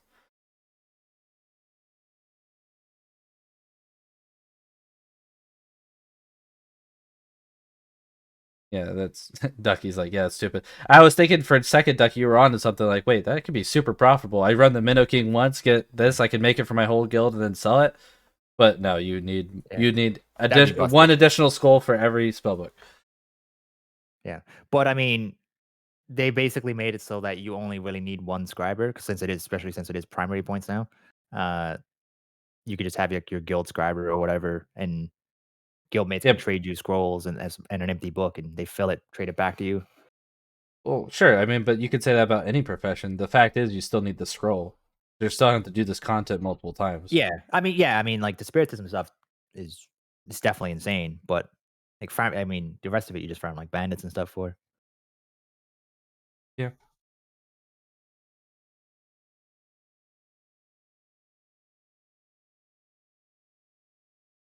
We're looking to add a copy a spell to scribe. Wait, what? Like copy a spell from one book to another book? That'd be OP. Okay, calm down. We're trying to buff mages here. Stop shitting on. I used to hate mages because I was a Thursar main, but not anymore. Yeah, you have a mage now. What are you talking about, dude? Come on. Don't you want to be able to True, play that mage within the first true. month of launch? I feel like I'm gonna roll mage, and then like my group's gonna be like, "I you're the only full mage, so you gotta play him all the time." I mean, to be fair, if you're in a strong enough guild and you can run like the Minnow King, you can get the Spiritism stuff. It would be nice because then you could essentially buy the scrolls on the market and sell the spellbook for more, and also you could farm spirits and sell the spirit boxes because the spirit boxes are probably going to be a more profit margin of a Mhm. market because you could just keep selling them and keep filling up spirit boxes. So that multiverse lore and the other portal lore are going to be the most two important for a while as far as like making money. 100% in my mind at least. Um, because all you have to do is just sell the spirit boxes. So people will just keep buying your spirit boxes because they're not going to be able. Not all guilds, even like some medium-sized guilds, might not have access to like the Minnow King and stuff like that, or be able to complete it or whatever. Yeah, Minnow King is no joke, especially now. Like before, like I know when he first came out, you could still do the mounted archery thing and just cheese him, but it doesn't work anymore. Henrik, we need to get that demon portal in, man, because I'm taking that castle. So you need to give me my dungeon, man. I want to run some demons. Super rare scrolls, interesting. Yeah, about a super rare scroll will be the demonology shit, because he was saying not everybody's gonna have that. So you might have to run like demon like dungeon like 100 times to get that one scroll. You could summon like See, a demon. I'm all about that. Like I like the rareness of stuff, but like I don't think you should be running a dungeon to like get like a rare sword because like that doesn't fit this game, right? Like this game's not about getting that purple sword and that you're just gonna bank because you're never gonna use it anyway. But like That was stuff like that, the Sword of Tears. Did you ever hear about yeah. that? No, I didn't. What's that? Oh, well, I don't know exactly how the event went down, but basically it was like a rare spawn in the game, or like an event happened, like a meteor crash, and like there was like a Sword of Tears, and basically it was like a super fucking OP sword, and people just ended up banking it. It was like this really powerful, strong sword, but like nobody wanted to pull it out of their bank. Yeah, I mean, So a lot of these games do that. They have like some kind of rare or high end game or high end weapon or armor, but it's just like it's not worth taking out unless maybe like a high end siege or something. But well, it's like not even then, because like assume you're the player, right? You're Yeah. probably not even the guild leader. Do you really like if your keep gets sieged? That's one thing, but you have the Sword of Tears, one in the whole fucking game. There's probably like 20 keeps in the game. Who gives a about a keep? You Yeah. have the one Sword of I know. Tears. So you're I not know. even taking out for a siege at that point. Yeah. You're just like, no, this is mine. Like I have bragging rights forever. Like, Mhm. what are you gonna do? Like, It just sucks because then that item just becomes a bank item, you know? yeah, it Like, becomes useless essentially. yeah. I mean, it traded hands in the history, as far as I know, a few times. But once like the specific person got it, he literally never took it out. Like not even to look at it, do nothing. It was just in his bank. So yeah, he's saying they're gonna do it a little bit differently, so you can't just bank the item forever. Like maybe after a while, it'll just disappear, or if Yeah, it's not used for X time, you know. yeah.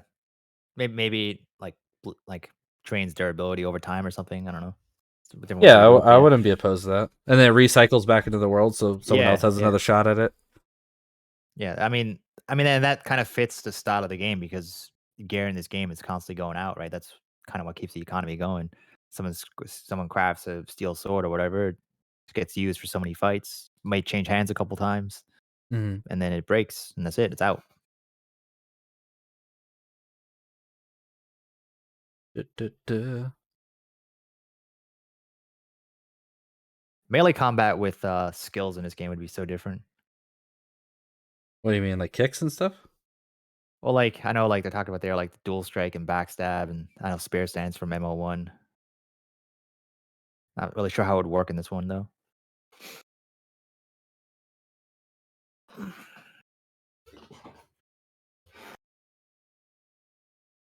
All right, Halsey has responded, and so we will be doing the guild interview at 3. So All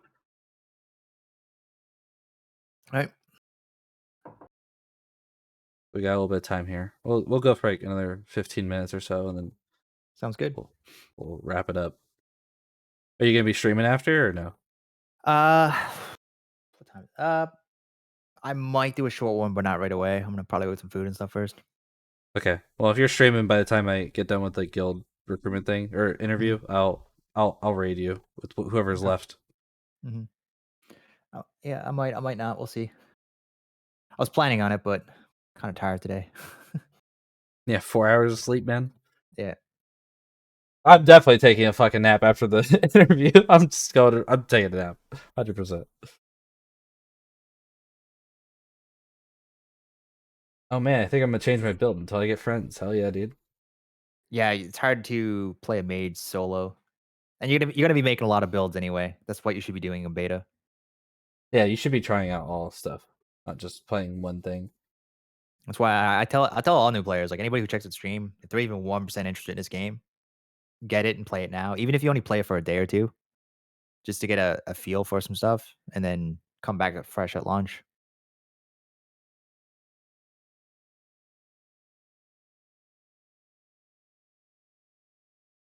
It's definitely a group-oriented combat class. Yeah, it is for sure. It's more of a support role.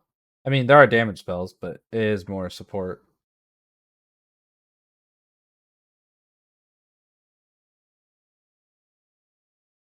I'm interested in how necromancy is really gonna change things up because we get that spell Death Hands where you can like move and cast and shit. Mm-hmm. It has like life steal on it too. That's gonna be interesting. That's what I'm saying though. Like I just feel like I talked about earlier about like the future proofing or whatever. Like the combat meta is whatever, right? Like the group combat meta or like it is what it is at the current state, and then every time these new magic schools come in, it potentially just completely changes everything, right? Whether it be from Mm-hmm. hybrids or just full mages or whatever. Well, they've only had the one so far, Spiritism, but Mhm. necromancy should be very interesting. Yeah, I think necromancy is going to be I think the first big game changer, and then it sets the from my understanding with staff magic, that sounds like it's going to be very interesting as well. Honestly, I hope we get elementalism after I do too. necromancy. I watched that video and I was just frothing. I was like, oh my god, I would roll full mage for that. Yeah, because we don't have like any AoEs. Mhm. So staff magic, all it's gonna do is give you a weapon that you can also cast with, and it's supposed to like increase like the damage and healing or something to some level. But I'd rather have like AoE, like large battle, utility spells and stuff like that. Chain Lightning was like a big spell, and you could like even direct the orb in MO1 somehow. So imagine being able to control your AOE with like multiple mages. That'd be fucking disgusting. I think you needed to be stationary for that too, though, didn't you? Like when you were doing Probably. it. So, I mean, which I'm 100% fine with, because then you got to really protect your mage, right? Or if you're the enemy team, you got to really focus that mage, bow him down or whatever. Well, imagine you're in like a keep defense situation Yeah. or even offense, and like there, you just broke through the checkpoint or whatever, and you have all these people bundled up. All you just get like 3 mages, cast Chain Lightning, and just like send it into the choke point, Mhm. man. Yeah. Oh, I mean, yeah. These schools coming in for sieges and stuff are gonna be insane. I mean, siege combat in this game is just gonna be so different anyway. I mean, like that's when you're gonna see things like tamers and stuff really shine. You're under defense or even offense, I guess. But you got your max level white bear or whatever, just murking people up the front lines or getting in on the healers. Like it's Yeah. Oh, we don't have wha- domination true. either. Yeah, domination too. That's gonna be strong as hell. Did you ever see the Kamuru, the Greater Kamuru? It's like the Yeah, big rock golem thing. yeah. Yeah, that thing, you could dominate that, and that was like, yeah, I can't remember exactly how it worked. Either whenever you had it out from like the stables, it was either constantly losing loyalty or constantly losing health. But it was like constantly like dying because it Mhm. was so overpowered, and Yeah. people only really brought them out for like sieges. And Mhm. but they were really strong and shit too, so that was interesting to see. Yeah, it's like I feel like the way it's going, like end game magic and domination and all that stuff, like that's when the other stuff that's not foot fighter or mounted archer is like really gonna shine. Hmm. You still need your foot fighters and mounted archers and stuff, obviously, but you got a fucking giant ass rock golem or AoE sinks coming in at you. Your foot fighters are gonna get deleted pretty fast. Oh, someone said you can't dominate the Great Khmer, only the rock golems. Oh, my bad. I thought that was the same thing, to be honest. I don't know. I never dominated one. I just used to see them in MO1. Maybe I don't know what the Great Kimono is then.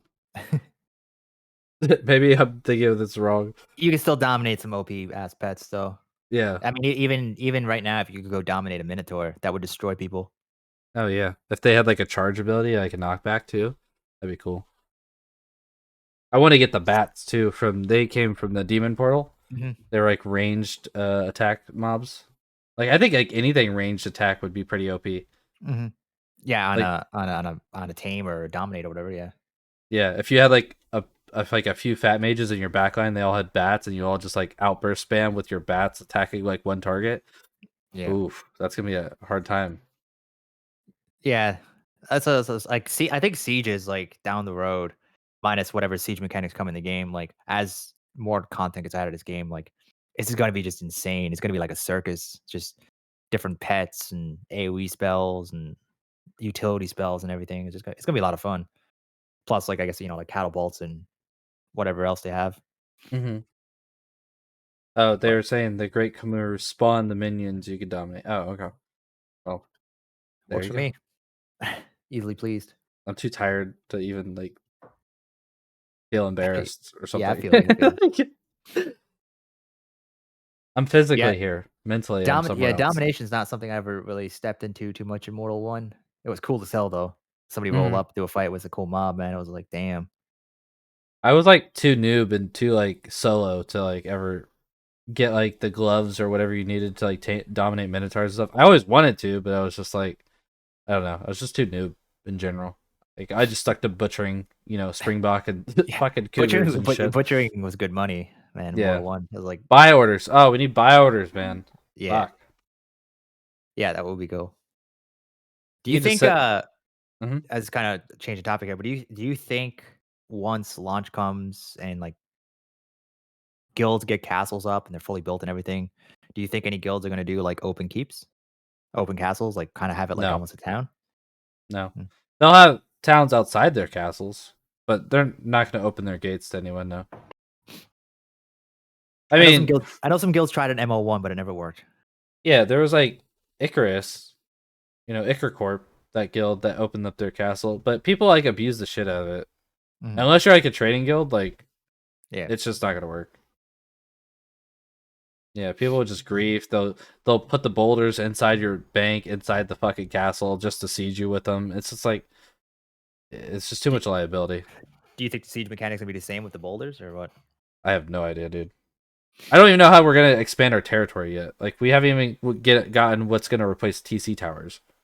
Like Yeah, how I do know. you expand your how does the territory work at all? Like, do I get a radius around my keep and then I have to expand it like in ML1? I have no idea. We don't know anything. Hmm. It's kind of weird too because I feel like we should know by now. Yeah, I know. Even if just for testing, right now, y- beta siege on Meduli Keep or whatever like that, and there's a bug that Kodo loses their keep or something because of some scuff mechanic. It sucks, Hmm. but whatever. It's beta. We just figured that out. That's a bug that won't happen again, right? Like, Hopefully. yeah, hopefully, yeah. Just because like that stuff at launch is gonna be is would they that without how many people do you think would quit the game if they lost a keep due to a bug? Oh yeah, I'm sure a lot. If they didn't get it back or anything, yeah, a Yeah, lot. right. And I don't think Starvault really wants to step in on stuff too much like that, you know? Yeah, no, I don't think most game develop companies would, because it's like, well, I mean, you could probably prove it keep, but how do you prove all the shit that was inside of it? It's like, oh, well, we lost like a Sacker Chronite that was sitting in the shit. You know what I mean? Like, Yeah. how do you prove that? You know? Yeah, I don't know. It's we'll see. I mean, I like I said earlier, I think missed opportunity not having it in for launch. Get those early like scroach fights in for half built keeps and shit like that. That'd be a lot of fun. But we'll see. I hope they don't drag their feet on it. I hope it's in sooner rather than later. Because Mhm. I do think it will off put like some of the groups coming in that are looking for the PvP. Right. I think like they're like, oh well, like all the keeps are taken, and we kind of want to keep. Like we got 200 people we want to keep. Well, I mean, there will be more keeps when they release more continents and stuff, but Yeah, but I mean, when's that going to be?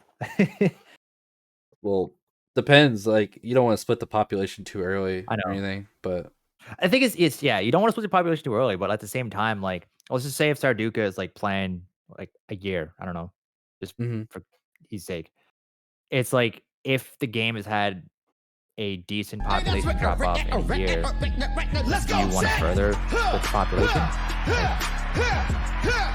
Like, Sorry, someone donated and it was just yeah, loud. yeah, I see. Thank you, Gag, for the fucking $20, dude. You didn't have to do that, but I appreciate it, man. Um, yeah, Gag's an officer in Acolytes. But yeah, thank you. I'm sorry, I didn't really hear your question. You were saying something about splitting the population too early.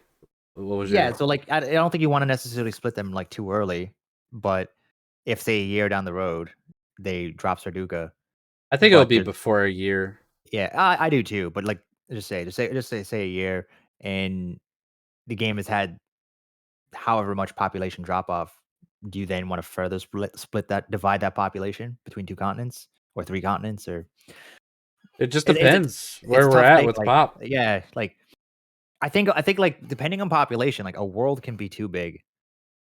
Like you Yeah, don't for want sure. No, they. you don't want to ride around for 2 hours looking for a PvP fight. I mean that was like another reason why MO1 died too. You know, is because like there was already little pop, and then they added a continent to like try and like spice it up and bring back people and stuff.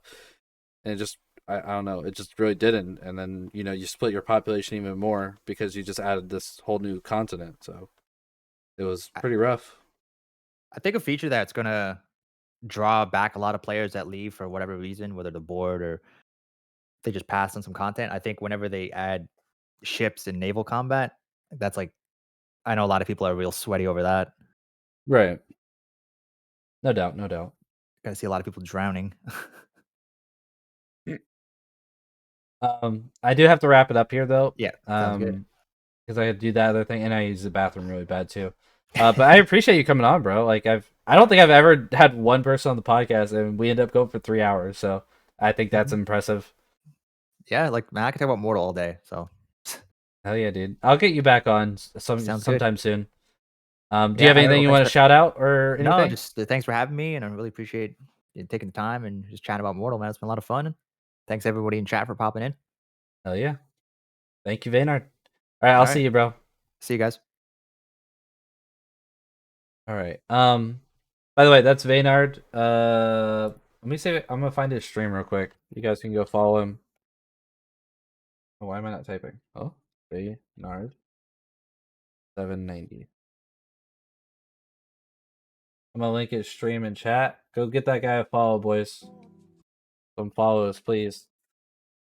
He's a good guy, man. Good guy. Good guy. Good guy. Don't leave though, guys, because we're doing a guild interview like right now.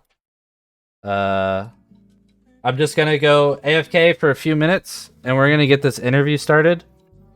So stay with us, boys. Where is this music coming from? Oh, it's from his Twitch channel. I was like, where's this music? But yeah, I'll be right back, boys. Don't leave. We're gonna do the Draco Silvam guild interview in just a few moments. Be right back.